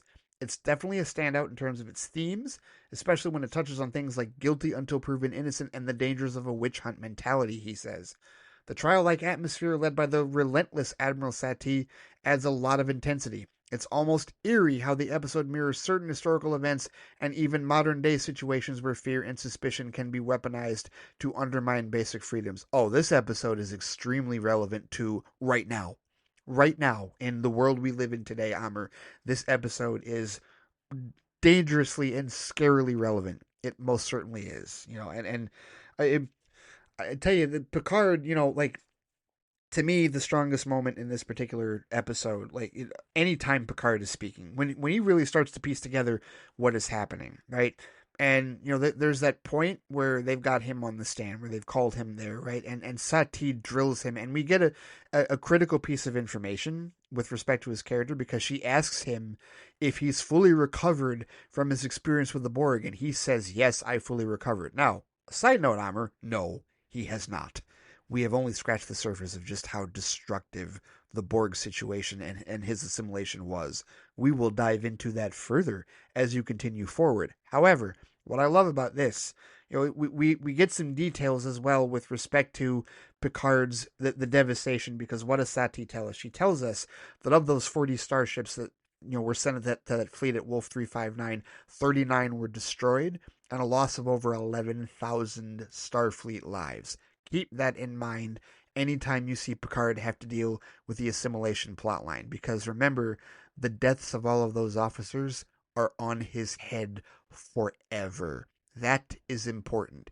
And in the midst of that, when you see him facepalm, put his head in his hands, he is still able to marshal his strength internally, and it hasn't even been a year since the assimilation happened, and he's still able to dismantle Satie and destroy her argument with a quote from her own father, basically exposing how much of a drumhead trial the whole thing with Tarsus and everything was, and the sabotage, right? So it just, again, goes to show you the emotional depth and the strength of the Jean-Luc Picard character, and just, oh, it's so well done, and again, gives us some critical information for further seeds being planted with respect to the Borg assimilation article, because we are not done with that by a damn sight, Amr. We have only begun, right? It only just happened. The ripples that particular event has on this franchise, biblical. absolutely biblical. But we'll get there. Let's continue on with the rest of your thoughts on season 4. Episode 22, Half Alive. Oh, man. Wow. He says, geez, what a heavy episode. Oh, yes, very heavy. This is a heavy one. He says, remember when I said how surprised I am that most alien species introduced to this show felt very fleshed out and diverse? This one is no exception, as we're introduced to Timothy, who comes from a world where they have a very hardcore definition of retirement.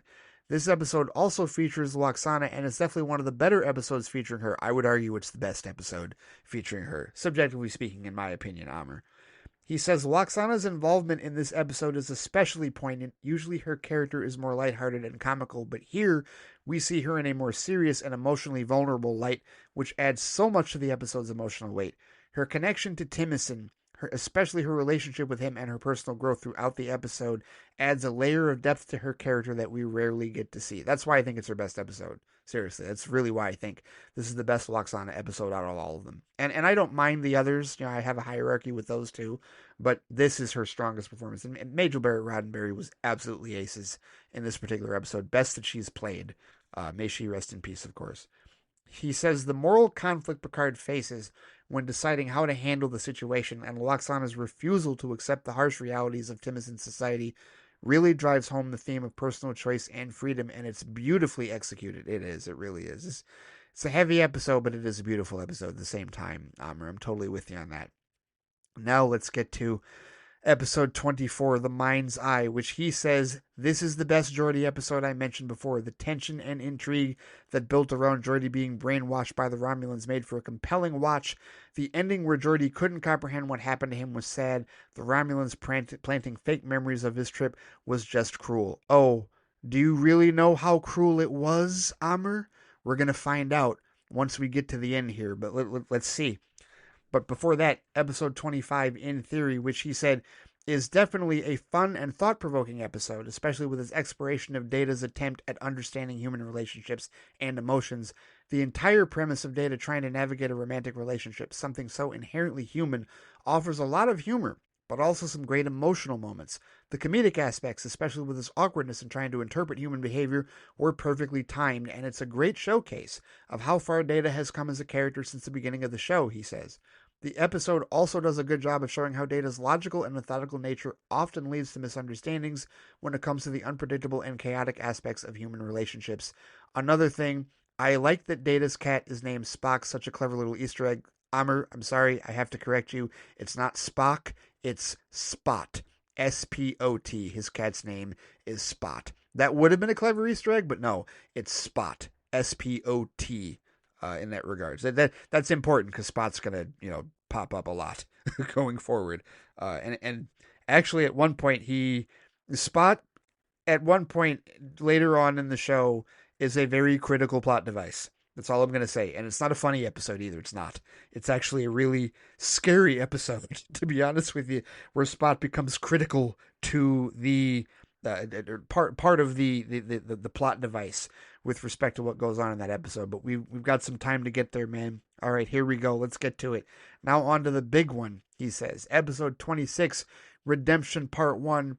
This is his words. He says, holy shit, what an episode. An absolutely thrilling finale to the season. The stakes are raised to an incredibly high level as it ties together so many ongoing storylines, especially the complex politics of the Klingon Empire, Worf's discommendation, and his personal journey to regain his honor.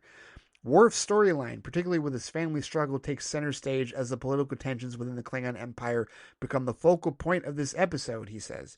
The internal conflict within Worf is portrayed so powerfully as he is torn between loyalty to Starfleet and duty to his people. His internal battle, amplified by the betrayal of his brother and the looming threat of war, makes the episode emotionally intense. Betrayal of his brother? I mean, if you're talking about, when initially he wouldn't, send his squadrons to him, no, Kern eventually, they're fighting on the same side. Like, Kern is following Worf's lead, and they are aiding Gowron in the war for the rest of the story. So that betrayal is short-lived, if it's really a betrayal in that regard. But here we go. He says, the cliffhanger at the end of the episode is absolutely jaw-dropping. My God, was that Denise Crosby returning as a Romulan? The fate of the Klingon Empire hangs in the balance, setting the stage for an even more explosive follow-up in Redemption Part 2. It's a masterclass in combining action, character development, and political intrigue into a suspenseful and impactful episode. Amr, I'm going to tell you right now, based on your reaction, you're not ready for who Denise Crosby is actually playing. You're not. You're not ready. You're going to find out in Redemption Part 2 to start Season 5, but you're not ready for it. Just based on your reaction, you're not ready for who she's actually playing. And that's what I mean. Like, remember how there was that shadowy figure that was, like overseeing the torture of Geordi in the mind's eye? Well, that's her. She has been, this character that Denise Crosby is playing, has been orchestrating all of the Romulans' anti-Enterprise efforts the whole season. And yeah, it is extremely twisted who she is and why she even exists. You'll get there, and it's going to take up a decent amount of time in the very next episode that you're going to watch to start Season 5, but you're not ready. You're not ready for it. Just brace yourself, man. It's going to be mind-blowing, for sure. But he says, plus the return of key characters and the involvement of the Romulans and the shifting dynamics between the Federation and Klingon factions adds layers of complexity to the episode. The stakes are so high that you can feel the tension and urgency with every scene. The final scene, as Worf makes a life-altering decision, leaves you hanging and eagerly anticipating the resolution. Is an intense, powerful finale that sets up an equally thrilling next chapter, making it one of the most exciting episodes of Star Trek: The Next Generation so far. A real standout in this episode was Picard and Worf's relationship. Definitely can't wait to dive into Season 5. Anyway, yeah, that's it for my email for Friday Flight. I hope it wasn't too long, point of inconvenience.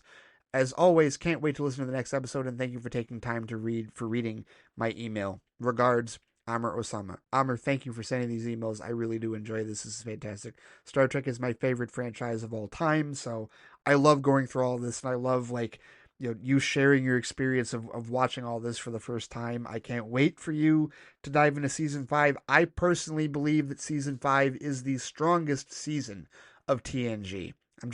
I know I'm setting the bar really high because you just came off 2 amazing seasons with 3 and 4. I think 5 is the best.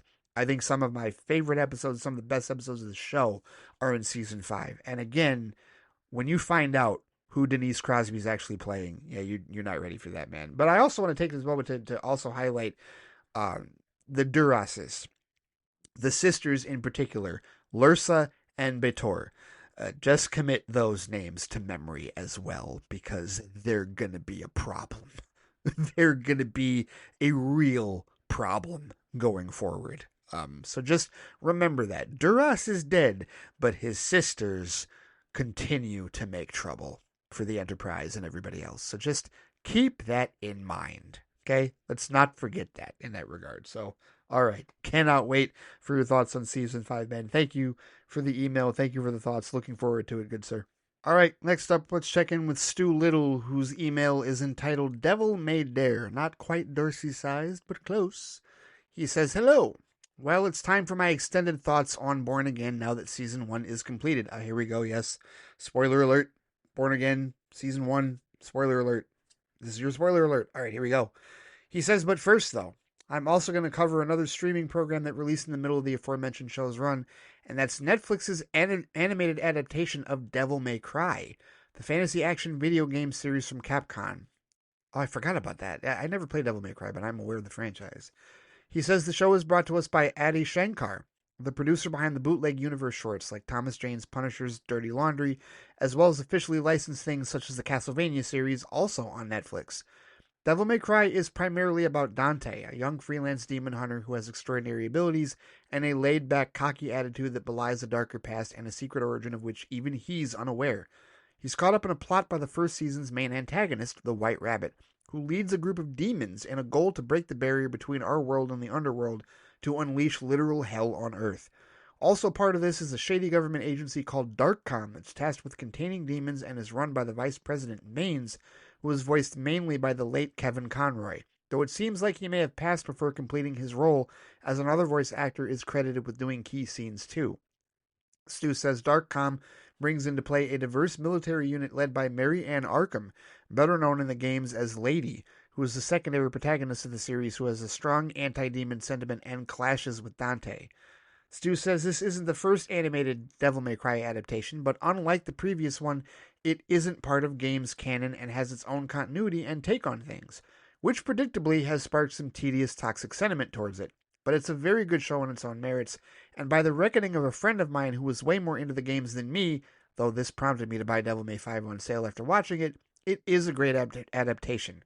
The story is solid, having a good mix of plot and character growth, and it's very true to the game's approach to action being not so much style over substance, as style is the substance.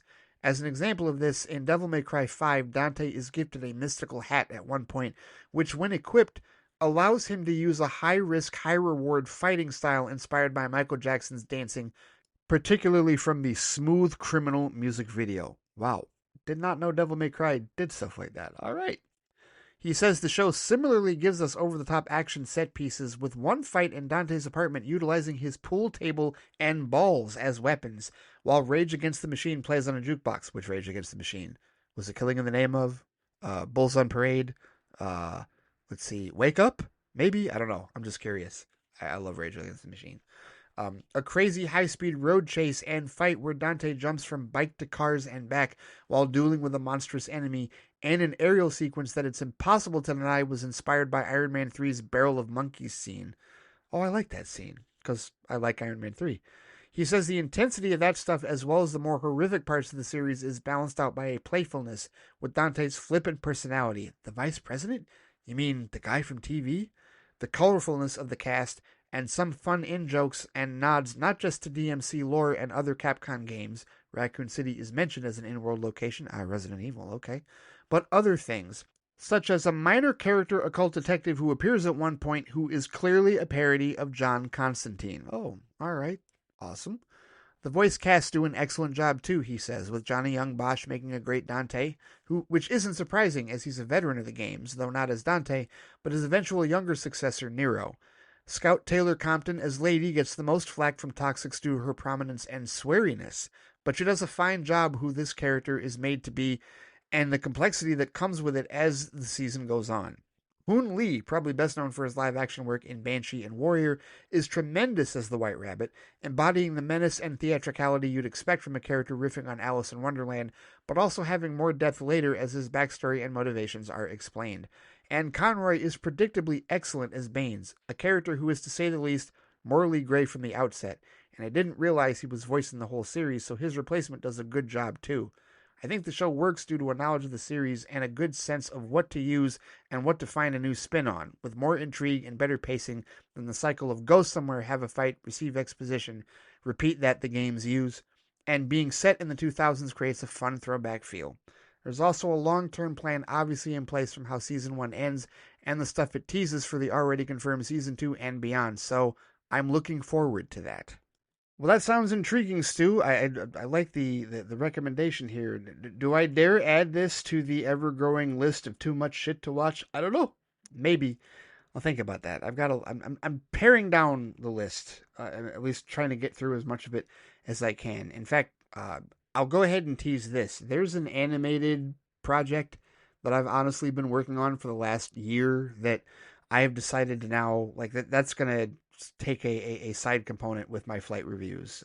It's not Devil May Cry, but it may interest some of you in terms of animation, depending on whether or not you are a fan of this particular animated franchise. Stay tuned for that, because it's a doozy, and it highlights one of my more, like, kind of out there, like, collecting efforts that I've made with respect to a certain genre of animation that I've wanted to get into for a long time, that I've only scratched the surface of here and there occasionally, and now I'm about to take a massive deep dive, a huge deep dive, and I would venture to guess it's something close to what we have here, to what you describe here with Devil May Cry, but either way, just stay tuned for that. We're going to be diving into that further, but let's get to the rest of your email here, good sir, after that rousing review of Devil May Cry. You said, so now on to the main event, Daredevil Born Again. My favorite Marvel character, he says, in the follow-up to my favorite Marvel Studios show, nay, project of all time, in production that was a bit tumultuous creatively.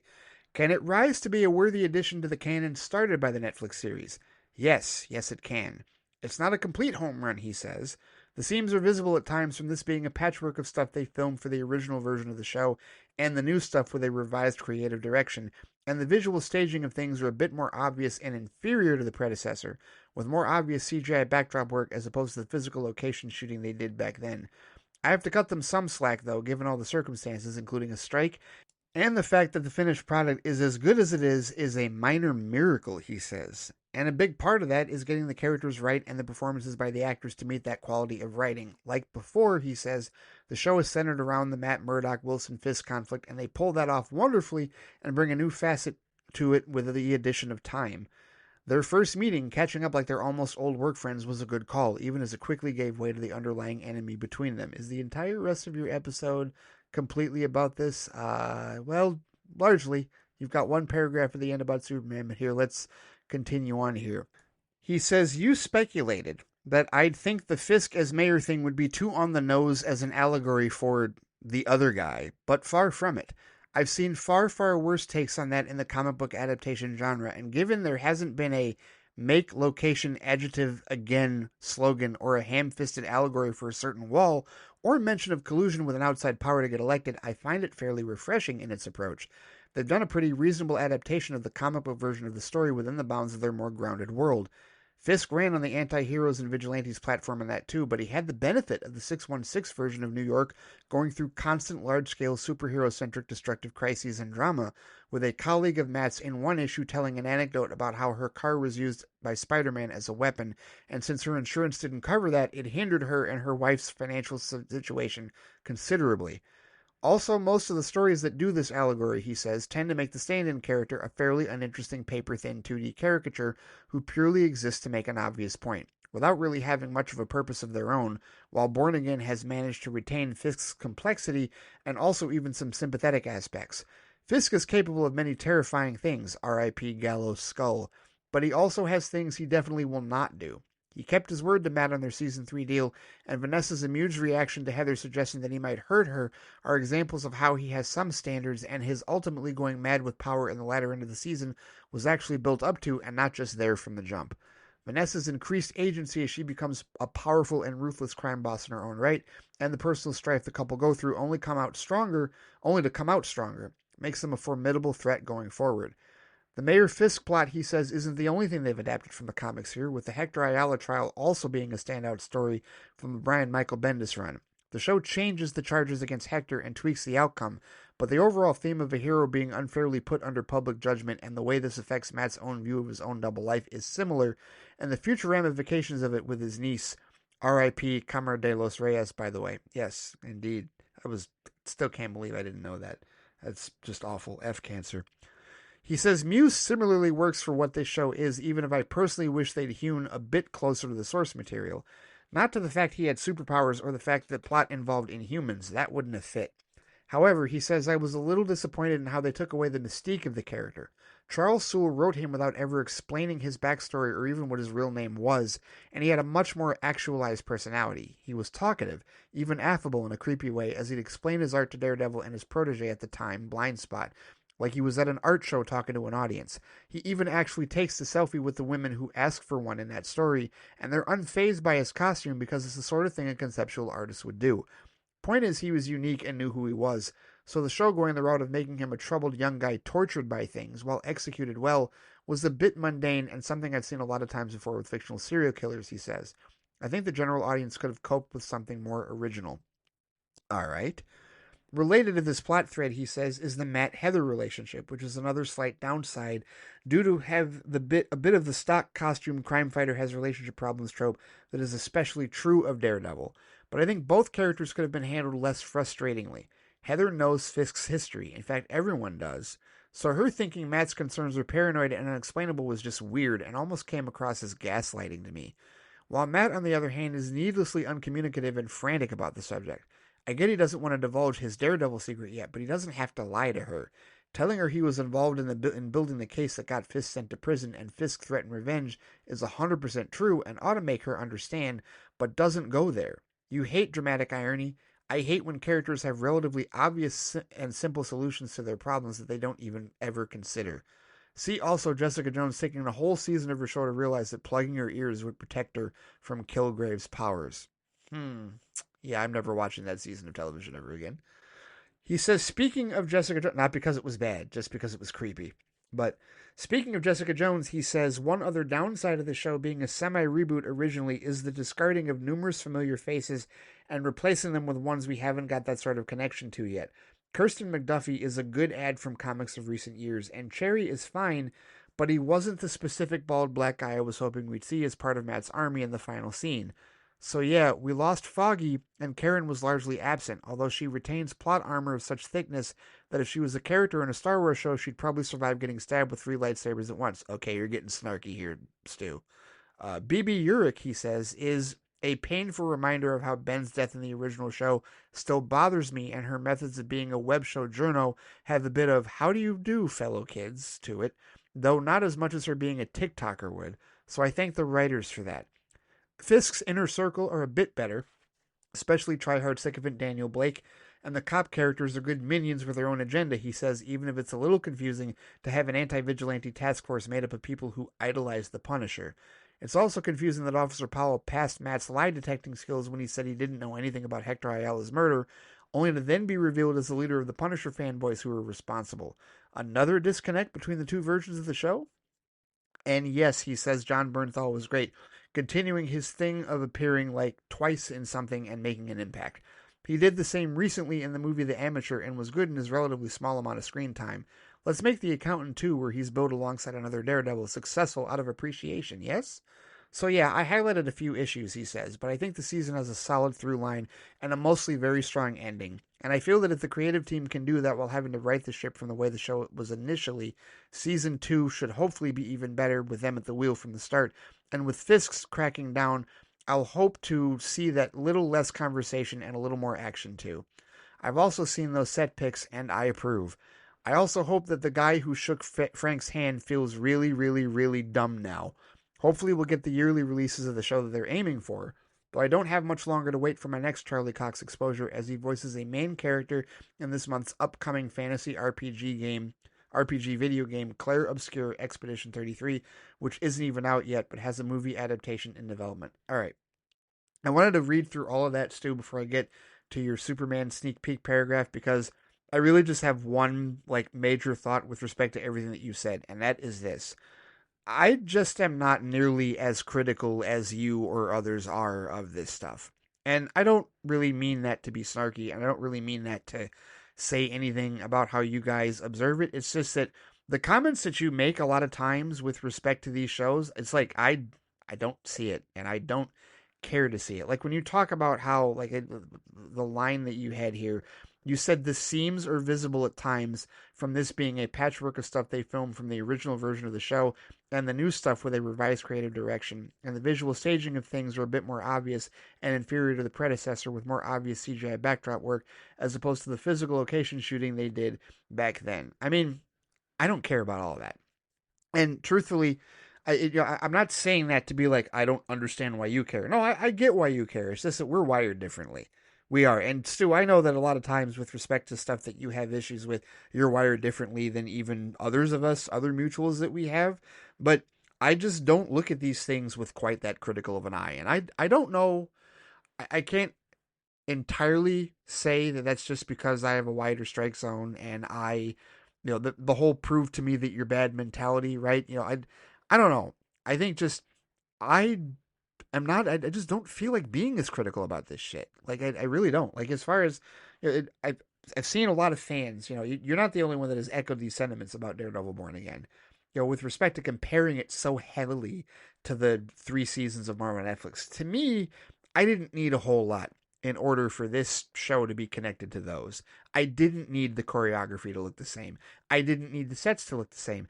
I didn't need characters that we've been separated from for a number of years, better part of 7, 8 years. I didn't need them to return, so that instead of the new characters. Cherry doesn't bother me. McDuffie doesn't bother me. And the reason those new characters don't bother me, Stu, is because we've had that passage of time. This is not Nelson, Murdoch, and Page, right? Even in the opening credits, the fact that signpost, that sign crumbles every time the opening credit, it just reinforces to you we're not picking up exactly where we left off. Things have changed, right?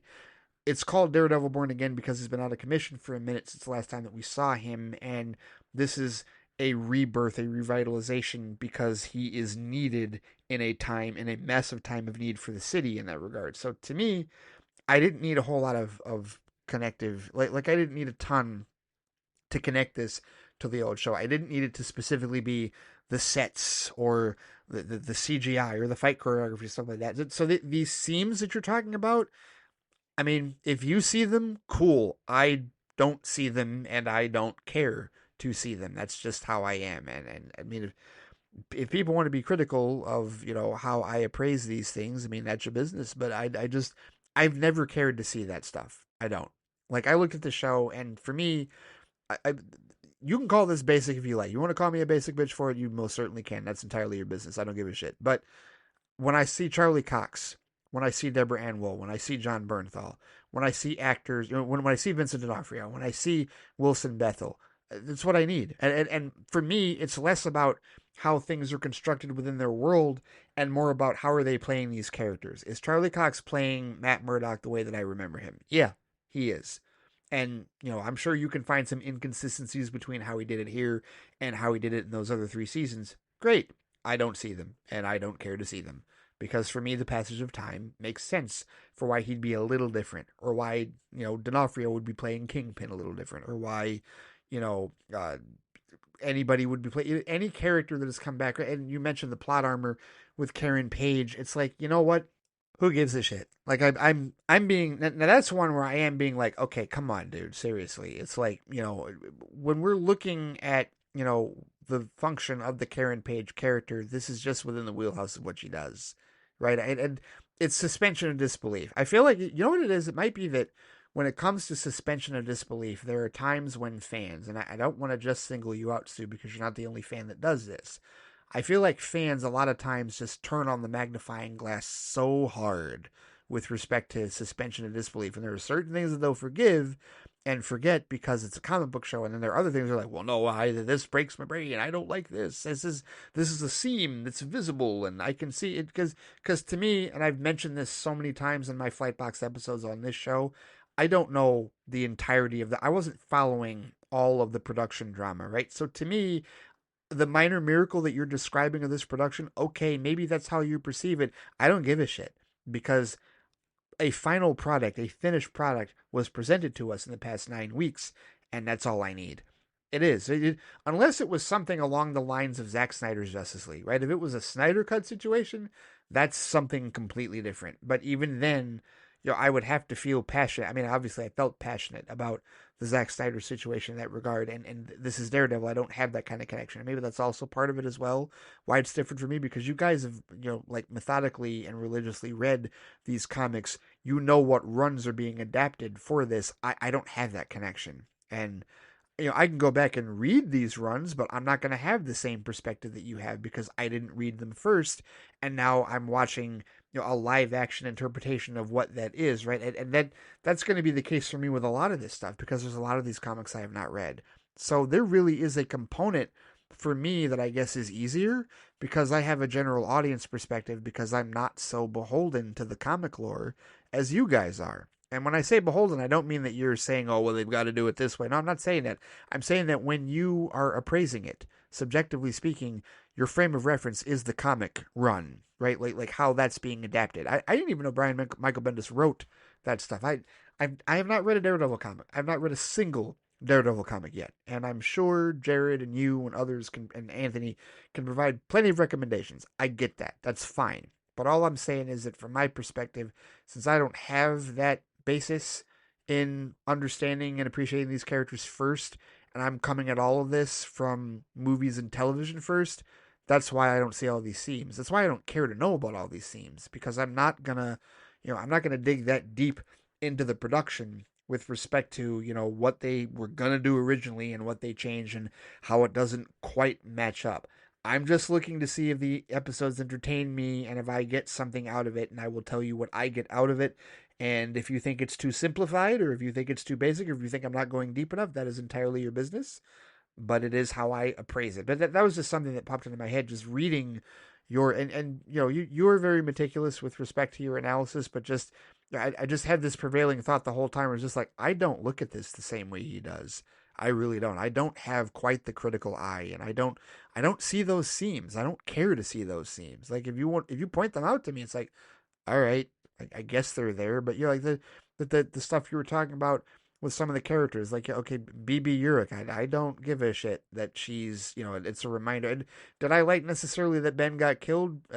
No, I didn't like that, but it is what it is, and it's what they did, and they can't reverse it now, right? So they bring in BB, and the whole, if she had been on TikTok, okay, that would have been too on the nose for you. It wouldn't have bothered me whatsoever, because I'm not so cynical, and I do think that is cynical personally, to look at it as, how do you do, fellow kids? I don't look at that at all, because it's relevant. It's something that the general audience would actually connect to. And that, I think, is also the crux of how we appraise these things differently, is we're not general audience. And so we're way more critical about this than the general audience would be. A general audience member that watches this show, even somebody that got into the MCU through the old show and is watching this now, like, they would look at it as relevant. They go, oh, okay. Like, stuff that's on the nose for them, or that's on the nose for you, rather, is not going to be on the nose for them.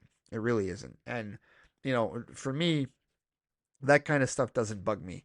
It really doesn't. And I'm not worried about it, and I don't know.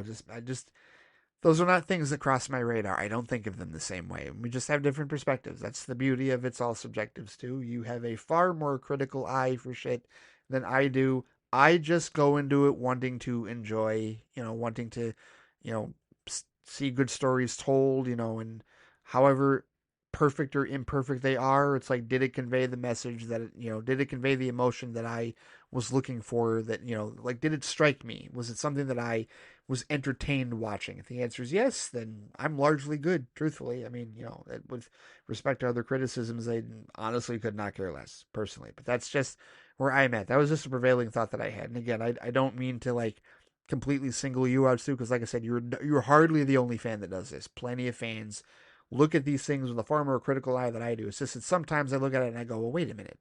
Like, should I be looking at these things with a more critical eye? And then I immediately go, no, I shouldn't. I should look at them the way that I look at them, and I should interpret them the way that I interpret them. So you're going to look at this the way that you do. I'm going to look at this the way that I do, and we're both going to have different perspectives. So those seams that you're talking about, and I am harping on that line because that is the one that really just kind of, like, stuck in my head. Those seams that you're talking about that are visible, like, they're visible to you, but I have my perception filter turned on and don't care to see them because they really don't matter to me in that regard. Like, I'm fine, and maybe you consider that blissful ignorance, but that is completely up to you, if that's how you want to take it. But for me, no, man, I don't look at it with quite the fine tooth comb that you and many others do with respect to this. Because again, it is hardly only you that looks at these shows and these characters and these adaptations this with the same incredibly analytical eye that you look at, the incredibly critical eye that you look at them at. So that was just something that popped into my head reading through everything that you had to say about Born Again, which you did indicate that you did like the show, despite the flaws here and there that you thought that it had. But either way, here's your last paragraph for this week about your own thoughts about the recent Superman sneak peek. You said, "It was fine by me, and I would argue that Krypto's behavior could simply be due to him never seeing Clark in a state of injury before and not realizing that he was hurt." He says, "I also have a theory that this sequence could be a truncated version of the movie's opening. The way it handles certain aspects certainly feels that way. Krypto's arrival and the fortress forming feel like big first reveal moments, and the interaction with the robots has a dialogue that sounds expository to explain who they are. It wouldn't surprise me if the scene ultimately ends with Clark falling off the table as his healing is completed, before rising up maybe into the air as music swells and saying something like, 'Okay, round two,' before we get a smash to the title screen, before flashing back to the real beginning of the story. If I'm correct, I think that should be an easier way to swallow any tonal disconnect some people might feel with the comedic overtones," he says, "since we don't know the full stakes and impact of what Clark just went through.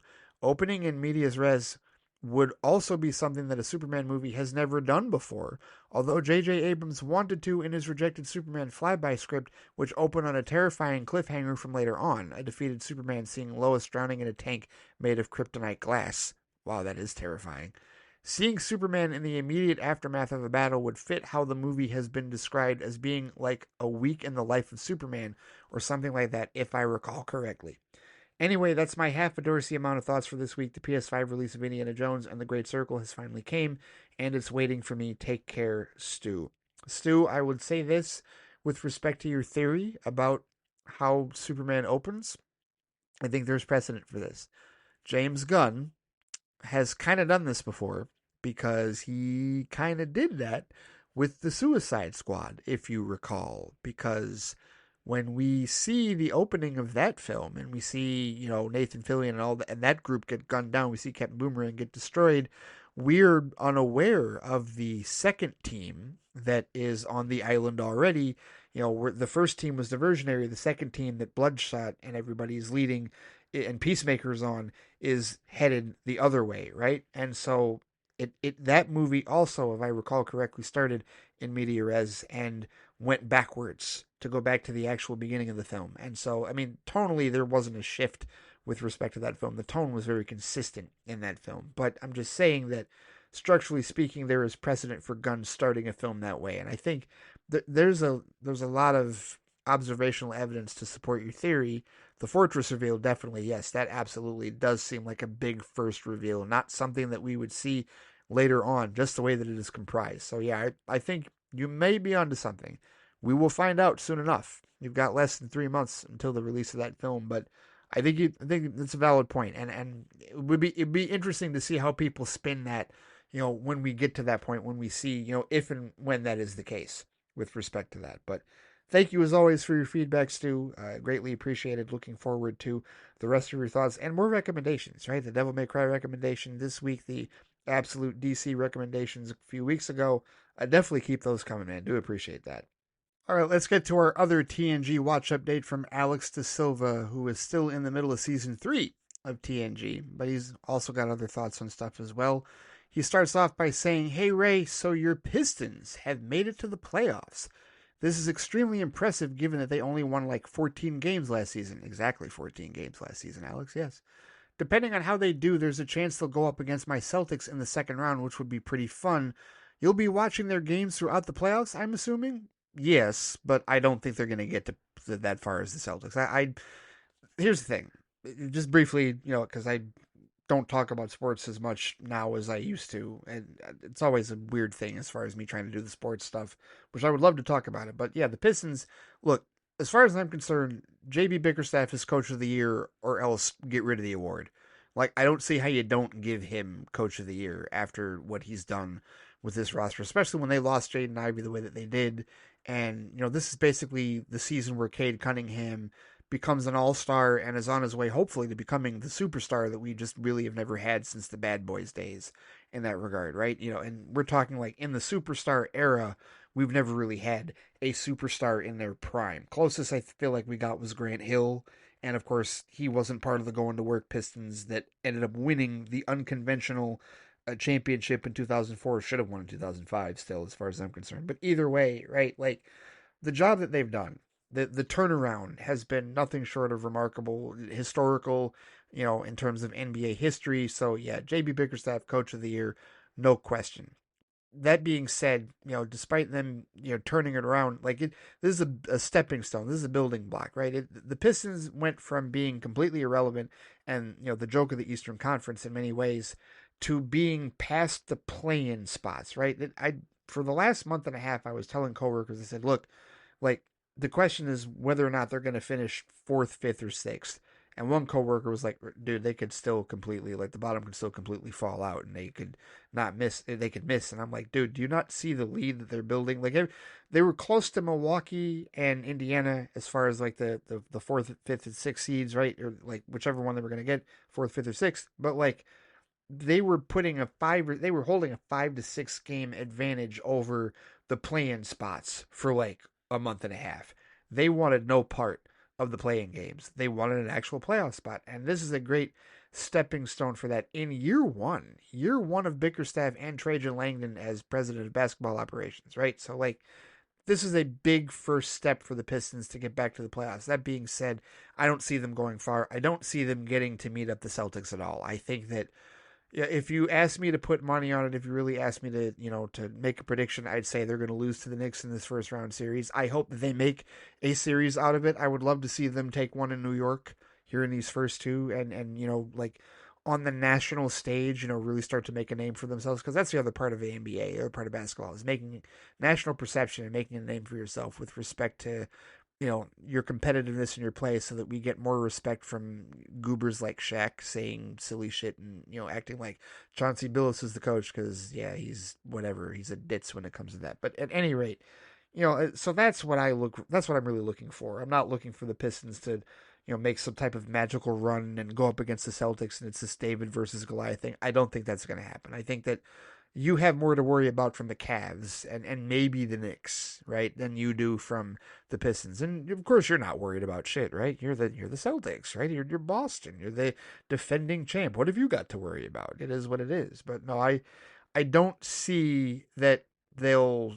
I don't see that happening. If it does happen, then we'll have some interesting conversations. But yeah, I'll be paying attention. Most certainly, I'll be paying attention to it. Basketball is definitely fourth on my list as far as the four major sports, but I've got a team in the playoffs, so yes, I will certainly be paying attention to their progress or lack thereof, if you will, through the playoffs for sure, for however long they're in it.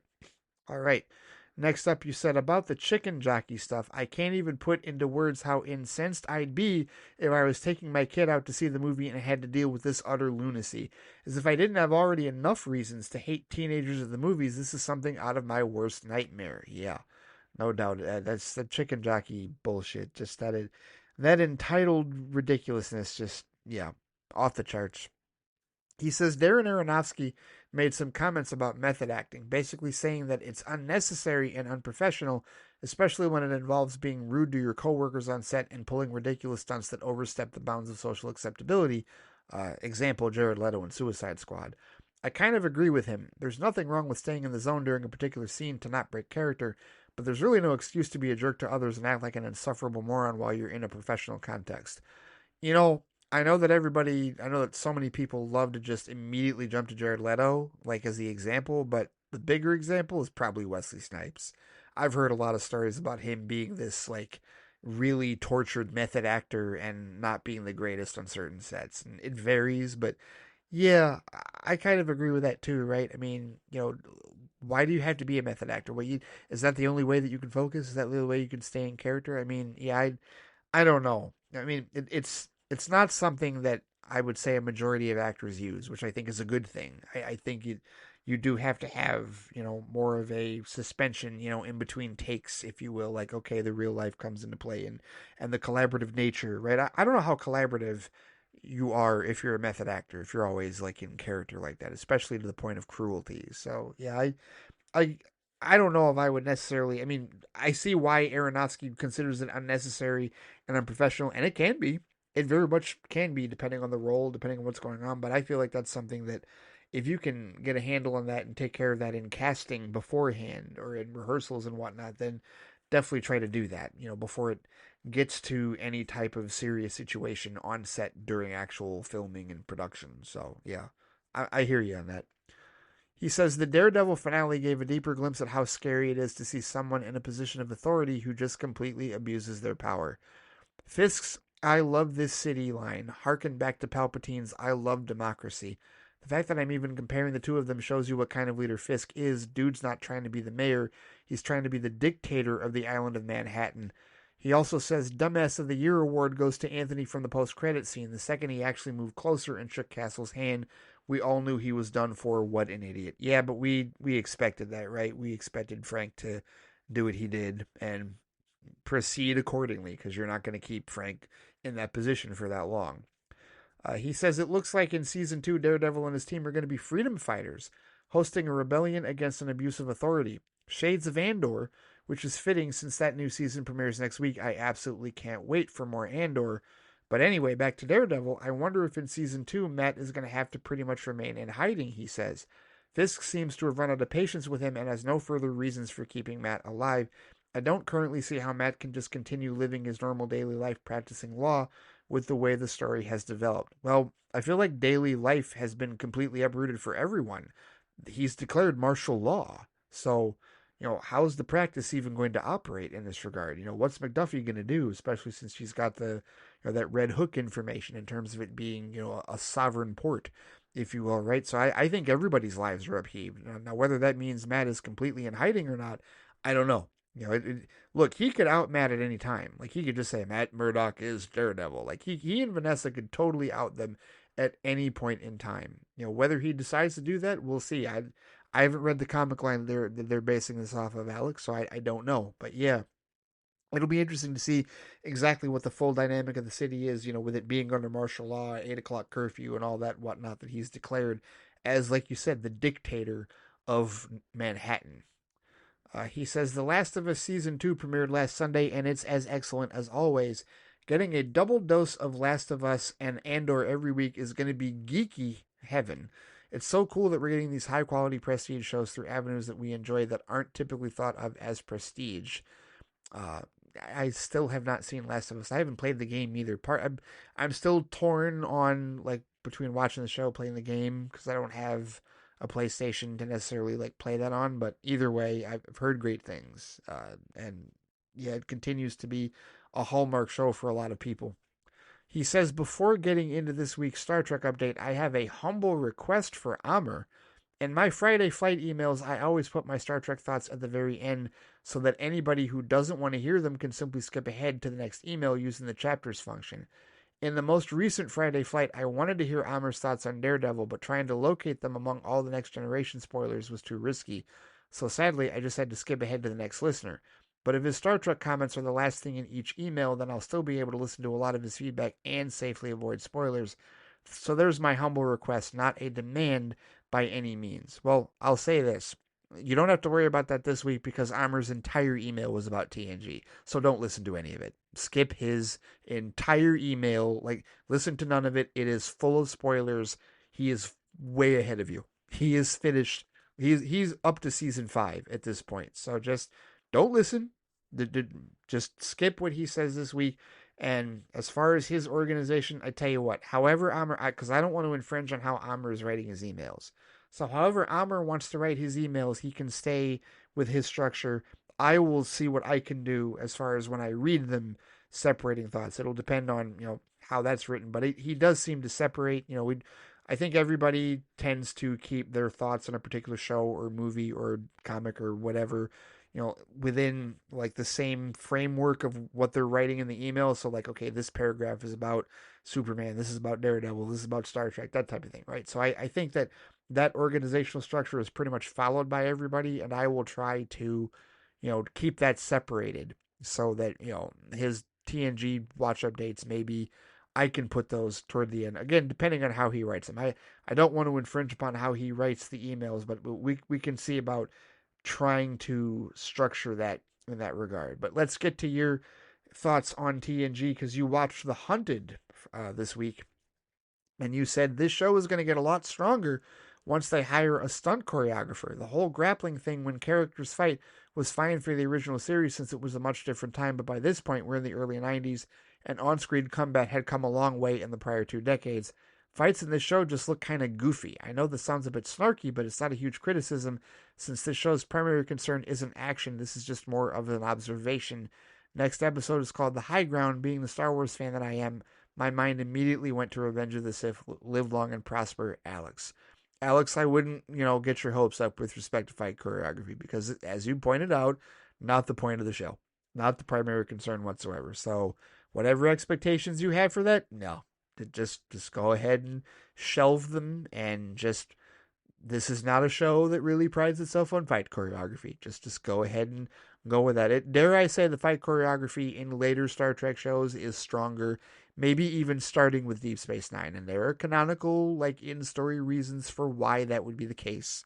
But yeah, I just would not get my hopes up with fight choreography improving a whole lot as you get through season 3 of TNG. But either way, thank you as always for the feedback. Thank you as always for the watch updates.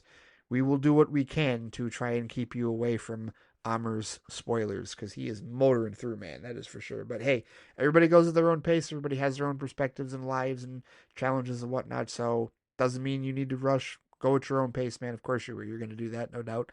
Amr's going to go at his pace. It'll all be good. We'll all work it out. All right, next up, we do have a Facebook comment from Omari Daniels, who's commented on Facebook and on YouTube before. He is definitely a longtime listener and friend of the show. He commented on the Chicken Jockey Privilege episode of Fightcast this past Monday, and he said, "So I haven't seen TV spots of Sinners highlighting Coogler directing Black Panther and Creed, but I have seen it just on trailers.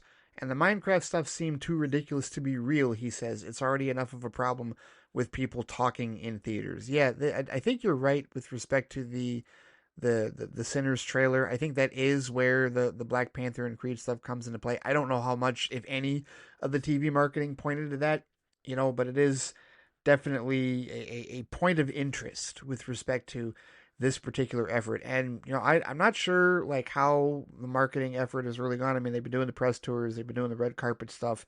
Michael B. Jordan is now on Threads, which I mentioned earlier, so he's promoting the movie there, and he's been promoting it on Instagram with all the other cast members as well.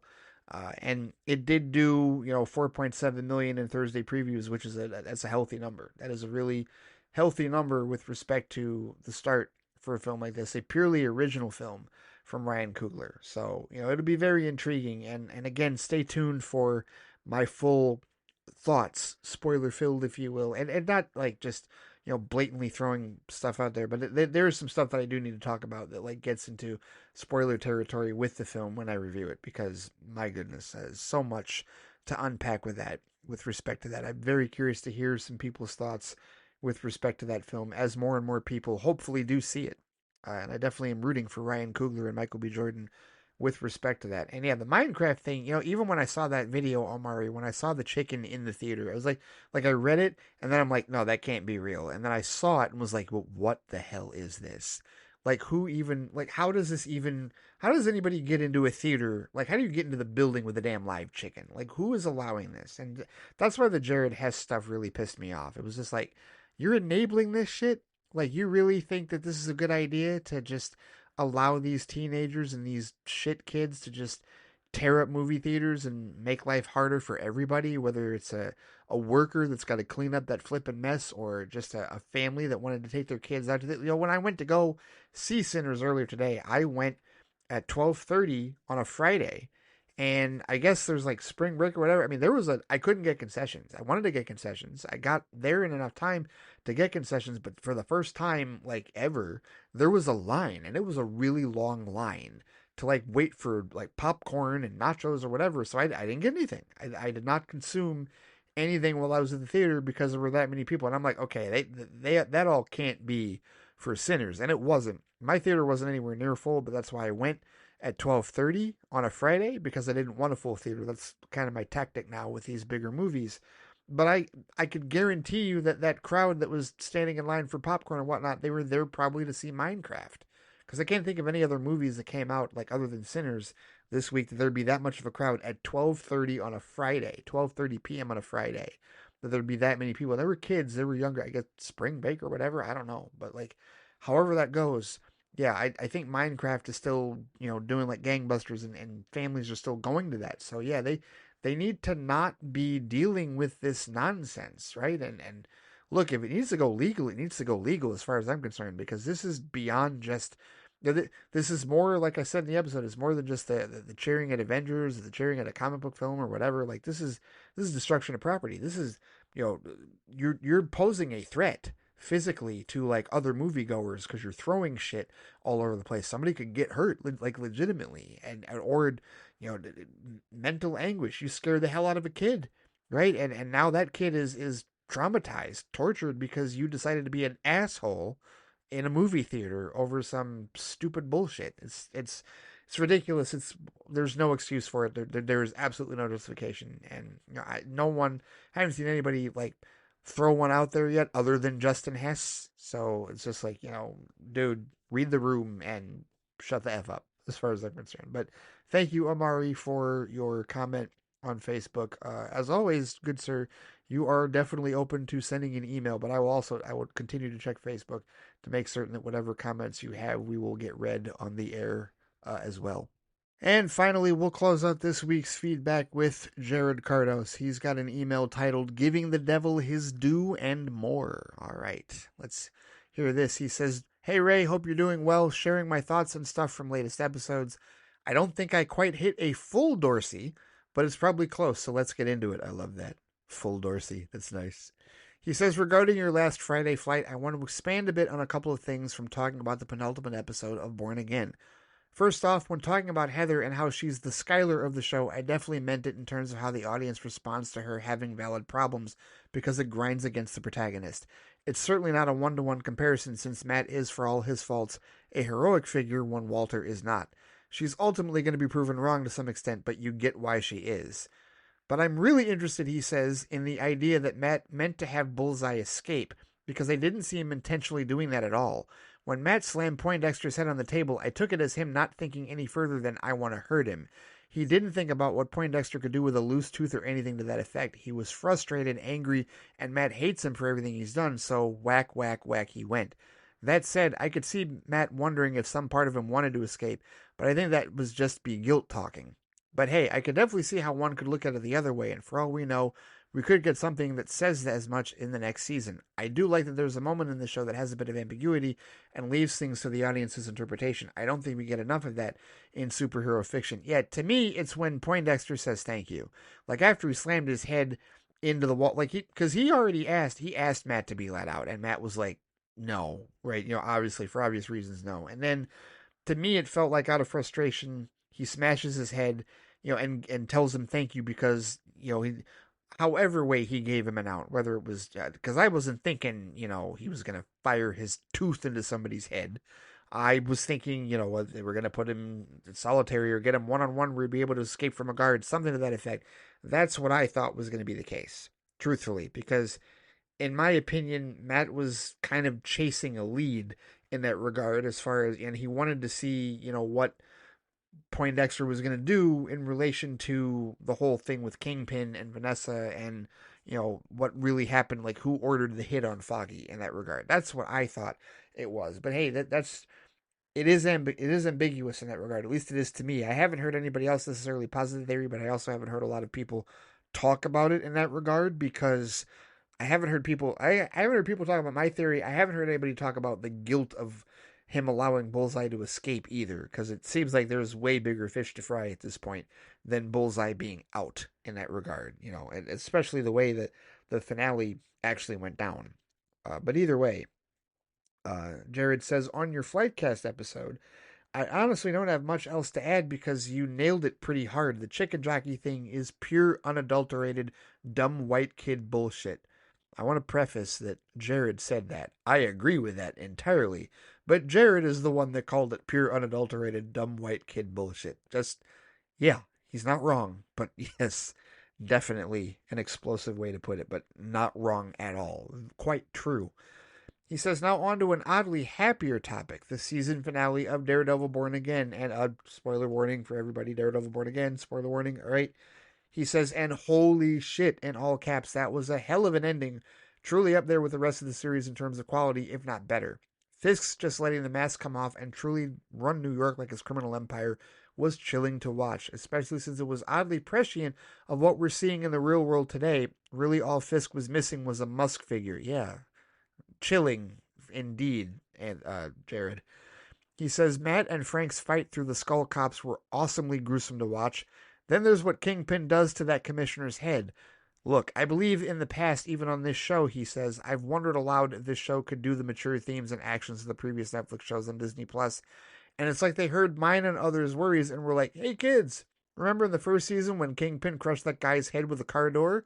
Check out Kingpin crushing this guy's head like it was a squishy Coke can.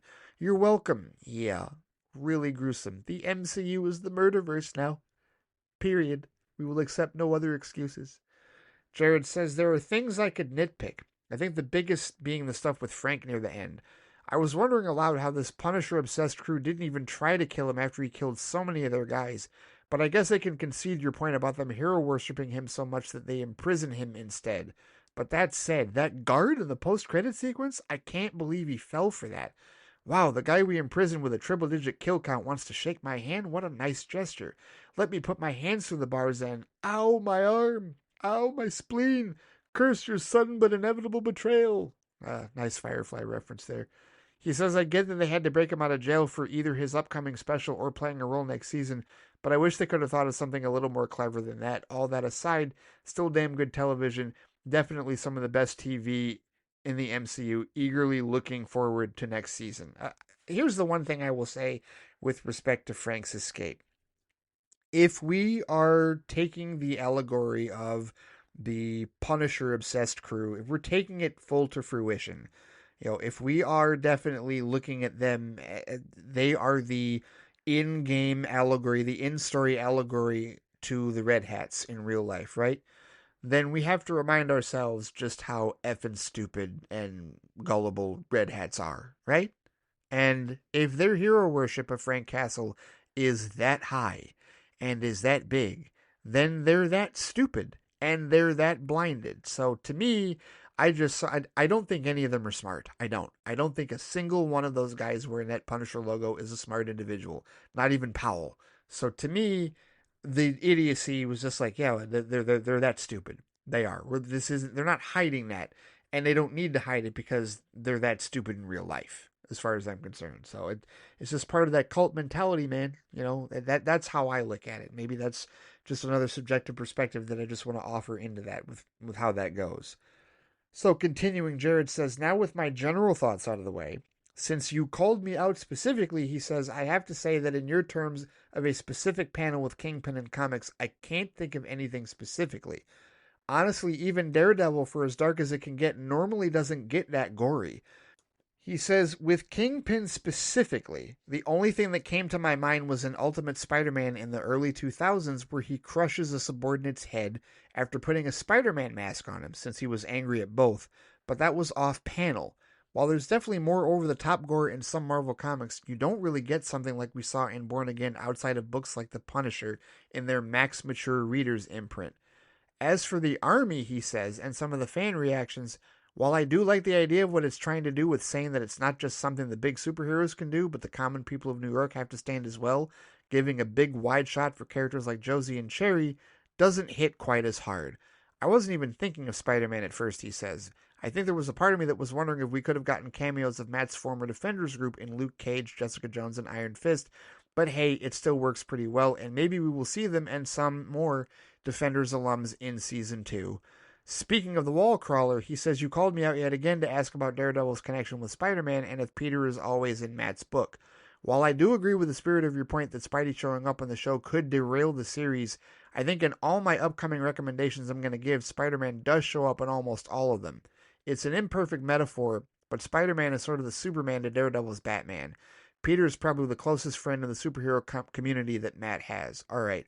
So before we get into your comic recommendations, let me address what you said in both of those. First, let's talk about a little bit, because you're not the first person that has suggested the idea that the Defenders should have been there instead of everybody in that bar. And here's why I disagree with that. Well, there's a couple of reasons. One, the whole thing about, hitting quite as hard. Well, it doesn't hit you as a fan quite as hard, Jared, because you're a fan. But the idea for the story is that, remember what he said, resist, rebel, rebuild. And that has to involve the characters that we've been introduced to this season. It has to involve Cherry. It has to involve Angie. It has to involve Josie. It has to involve Karen, right? Characters that have been on the front lines for this season for what exactly this has been building up to. Putting in random cameos, because at that point they would be random. I know that from your perspective and from the perspective of a fan, it's not random because we're just connecting this to the Defenders. But the reality of the situation is it would be very random for somebody that just came into this through the Disney Plus season that we just watched, right? And on top of that, I'm not necessarily saying that you're doing this, Jared, but I think that when it comes to the expectations, and this isn't just for Daredevil, this is just for the Defenders characters, but because I haven't seen a whole lot of people say that, but more with the Spider-Man expectation. There's a term that I'm applying to this that I used on Threads. In fact, you know what? I'm going to call up exactly when I used this on Threads the other day because I was quoting somebody else's post on Threads. There's an account that I just started following on Threads called the Marvel Reader. And the reason I started following this guy is because, or whoever it is, he's reading every Marvel superhero comic in release order, starting with Fantastic Four #1, 1961, And I started following him a couple days ago because he had a post about, this is a reminder that we're going to have a super fantastic July and we're not going to engage in any DC versus Marvel fake rivalry BS. It's okay to have a preference, but we're here for both, which it's him saying it's okay to like them all, and I really appreciate that. And he's trying to stave off the bullshit tribalism, right? That's how I started following this guy. But there's a lot of opinions that he has that I agree with lately, and one of them is definitely this. He said, the complaints I've seen about Spider Man or any other heroes not showing up in Daredevil is part of a larger problem within the fandom. He says we love to speculate before a new project comes out, but more and more over the years, we're turning those speculations into expectations. And when those expectations aren't met, you feel let down. And it's not Marvel's fault. We only have ourselves to blame. And I like this, and I also quoted it, and I said, spot on. I call it endgame poisoning. Why do I call it endgame poisoning? Because I think that since the portal scene in Endgame, that's the fan expectation, right?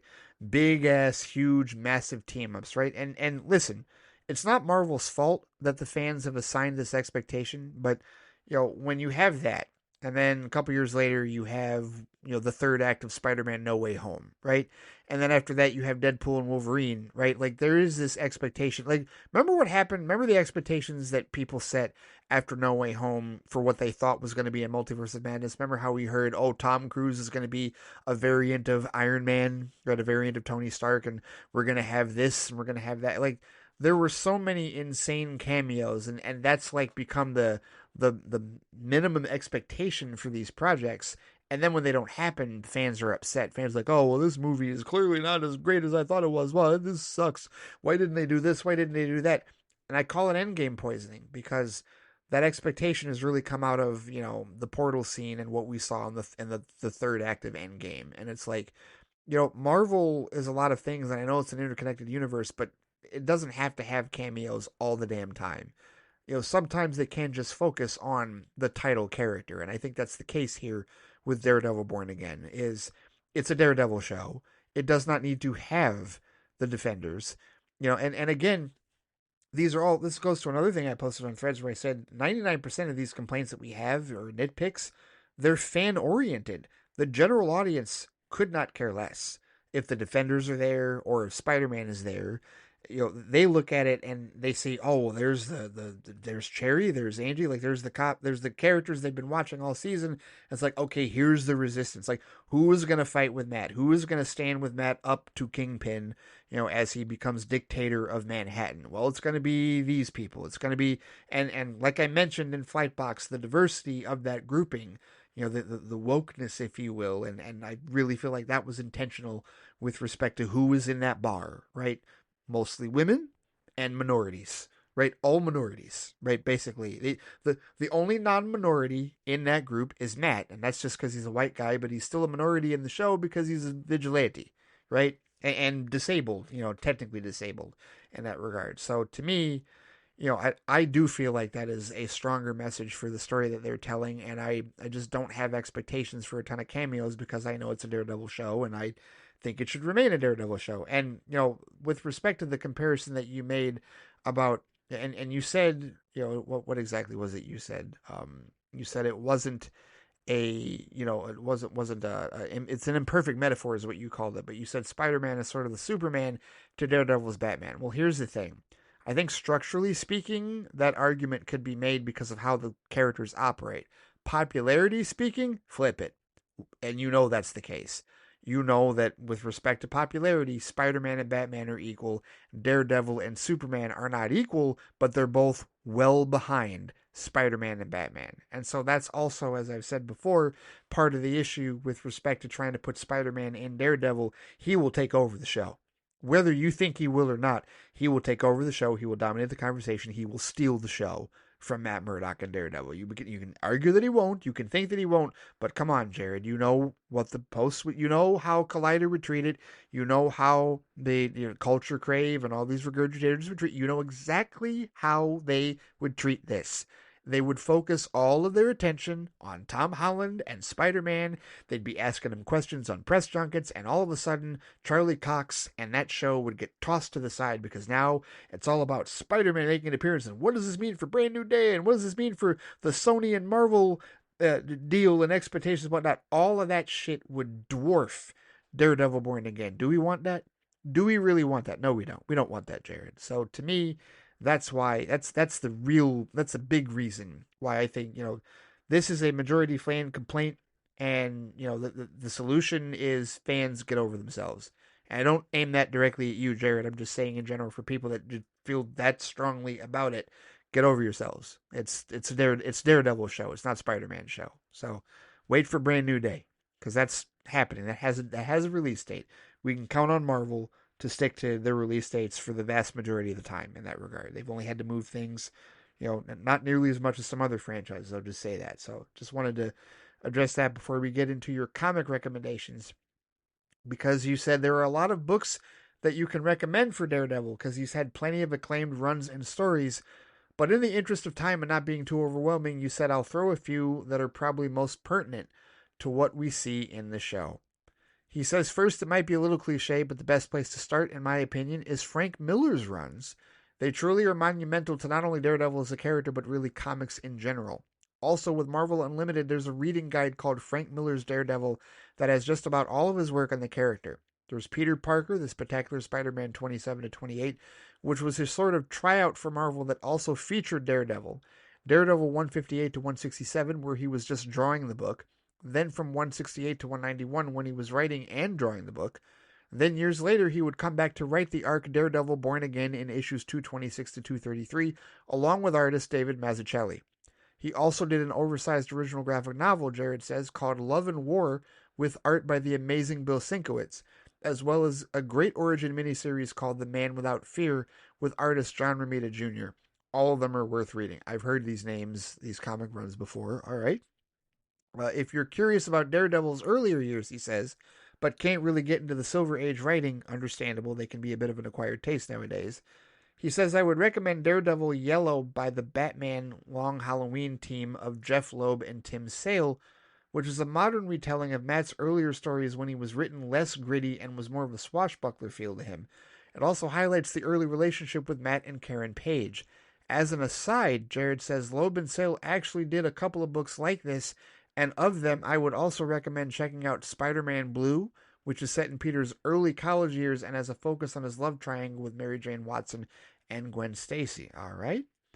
I've actually read Long Halloween, so I am somewhat familiar with Jim Loeb and with Jeff Loeb and Tim Sale's writing and their work in that regard. He says, but back to Daredevil, I would also recommend the 1998 volume of Daredevil, which was part of a Marvel Knights imprint that helped save Marvel from bankruptcy and holds a lot of beloved runs. The first arc is the classic Guardian Devil, written by Kevin Smith, yes, that Kevin Smith, with art by Joe Quesada, which lasts the first 8 issues. I am aware of that. I've heard that, and Scott has mentioned that before over at Squadcast Media. He says issues 9 through 19 are also worth looking in for the introduction of Echo and some amazing painterly art by David Mack. Finally, for this, he says there's the lengthy but beloved arc by Brian Michael Bendis, which starts at issue 26 and ends at 81. There are a lot of classic stories there, and the story related to White Tiger in the Born Again show takes a lot of beats from that run. All right? There are some great runs after the Bendis era, he says, but if you want some stories based on the show, I would recommend checking out the Charles Soule run that went from 2015 to 2018. I talked about it a bit in a previous email, but to keep it a little more condensed, it features the introduction of Muse and starts the storyline of Kingpin becoming mayor of New York City. Okay. And someone mentioned Charles Soule earlier. I think Stu or somebody did. Finally, he says, I'll throw out there one of the more recent beloved runs, and that's by writer Chip Zdarsky, who definitely continues some of the story with Fisk as mayor. Some of the scenes in the series of Fisk dealing with the high society of New York felt reminiscent of things in this run, as well as does some very interesting stuff with Matt's morals and actions, as well as a game-changing move with his on-again, off-again love interest, Elektra.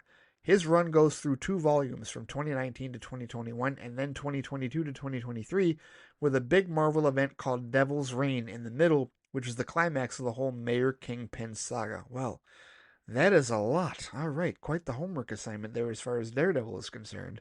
Jared says, I hope I didn't go too overboard, but Daredevil is a character who I think wasn't always the biggest or most sought after by the general public. He's a character who's had a lot of brilliant creators who are willing to take big swings which largely hit the mark. And there's plenty more out there than the ones I pulled out, and even stuff I don't fully know. I know I have some blind spots with his history. No pun intended. Yeah, and Daredevil, obviously our first introduction to him, for those of us that were not comic initiated, was the 2003 Ben Affleck film, which, again, I will say is not a bad film. And if you're going to watch it, definitely watch the extended version because it is better in a number of ways, not just in terms of what it adds back to it, but also in terms of pacing and structure. It is a better film. I wish it's the version that had been released in theaters. And I think Daredevil might be looked at a bit more favorably. And it's still not a perfect film by any means, but definitely better than I think people give it credit for. So yeah, I don't know that it's a character that the general audience has really clamored for. Obviously, now that we've got 4 full seasons of him, in addition to all the other Defender stuff that is on Disney Plus, it's definitely a great starting point for people that are like, "Hey, what's going on with this Daredevil character?" Well, here you have it. Here it is, right? And all the press, and they see all the current stuff going on with this season, and also with them being, they're filming season 2 right now. I saw the video the other day from D'Onofrio and Charlie Cox that was, had maybe a bit of a spoiler in where they were located, but they were clearly allowed to videotape or record for Instagram, if you will. But yeah, it's interesting, where they're going with it. I don't know that he'll ever get a film, but, clearly they've made a home for him in this incarnation of him in the MCU on Disney Plus, and they're going to roll with it. And we're going to have at least 5 seasons, right? Because, we're 4 deep in, and we've got one more coming, 8 more episodes. Looking forward to that for sure. And then Jared says, I was about to end it there, but then we got that Fantastic Four trailer. It continues to look really promising, he says. I continue to dig the whole retro future feel of the movie, and it looks like they have the family dynamic down. And I was pleasantly surprised to see them deal with Sue's pregnancy. She has 2 kids with Reed in the comics, and both have interesting narrative potential. Franklin being a semi-mutant with a reality warping power, and Valeria, who even from a young age is even smarter than Reed and has an interesting bond with Doctor Doom. I was also happy to see Reed having his stretching power. I have to admit, with the first trailer, I had the split-second worry that they might change his power since they already did that with Ms. Marvel, but it looks good here, he says. I have no issue with this take on Silver Surfer. From what I understand, she's been in the comics since the 60s. Surfer and a lot of Marvel cosmic stuff is admittedly another blind spot of mine. And she does the same job really well, he says. Also, what little we've seen of Galactus looks amazing, and I'm really hoping that they keep him as much under wraps as possible. But either way, this looks like an exceptionally fun time, and I'm all the more excited for it. And that should be more than enough out of me for this week. Until next time. Well, thank you as always for the thoughts, for the feedback, and the recommendations, Jared. It is greatly appreciated. We will be talking, I said this earlier, I'll definitely get into that Fantastic Four trailer on Monday's show. I'll break it down because, yeah, that dropped yesterday, and definitely have some thoughts. I do echo a lot of the positive sentiments with respect to it that I've seen on social media and from all of you. And, yeah, we'll talk about it along with the Star Wars Celebration stuff on Monday. Thank you, as always, for your feedback, good sir. And there you have it, another episode of Friday Flight in the books. Thank you to everyone that sent in feedback this week. Thank you to John R. and Wally U, Larry Griffin. Apologies, of course, for the mix-up with the email. That was Google's fault. Hopefully, no more of your stuff will end up in the spam folder. Hopefully, we can keep that clear. But thank you to all of you. Thank you to Amr. Thank you to Stu Little, Alex, Jared, and Omari. Thank you, everybody that sent in feedback this week. Thank you to everybody listening to this show. We've got plenty to talk about with respect to nerd stuff. We're only a couple of weeks away from Thunderbolts. We got Sinners. Don't forget that review. That episode of Flight Review is coming out tomorrow, this weekend. But if you have any thoughts that you want to share with respect to Daredevil, Star Trek, whatever it is, movies, TV, other sort of media, you want to join the feedback circle, you know where to find me on Threads and Instagram at the Flightcast, on Blue Sky at Flightcast. You can post to the Flightcast YouTube page, the post right underneath this particular episode. There's also the Flightcast Facebook page, and of course I can be reached by email at ray@theflightcast.com. All right. Take care, stay safe out there, have a great weekend, and I will see you all next time. Take it easy.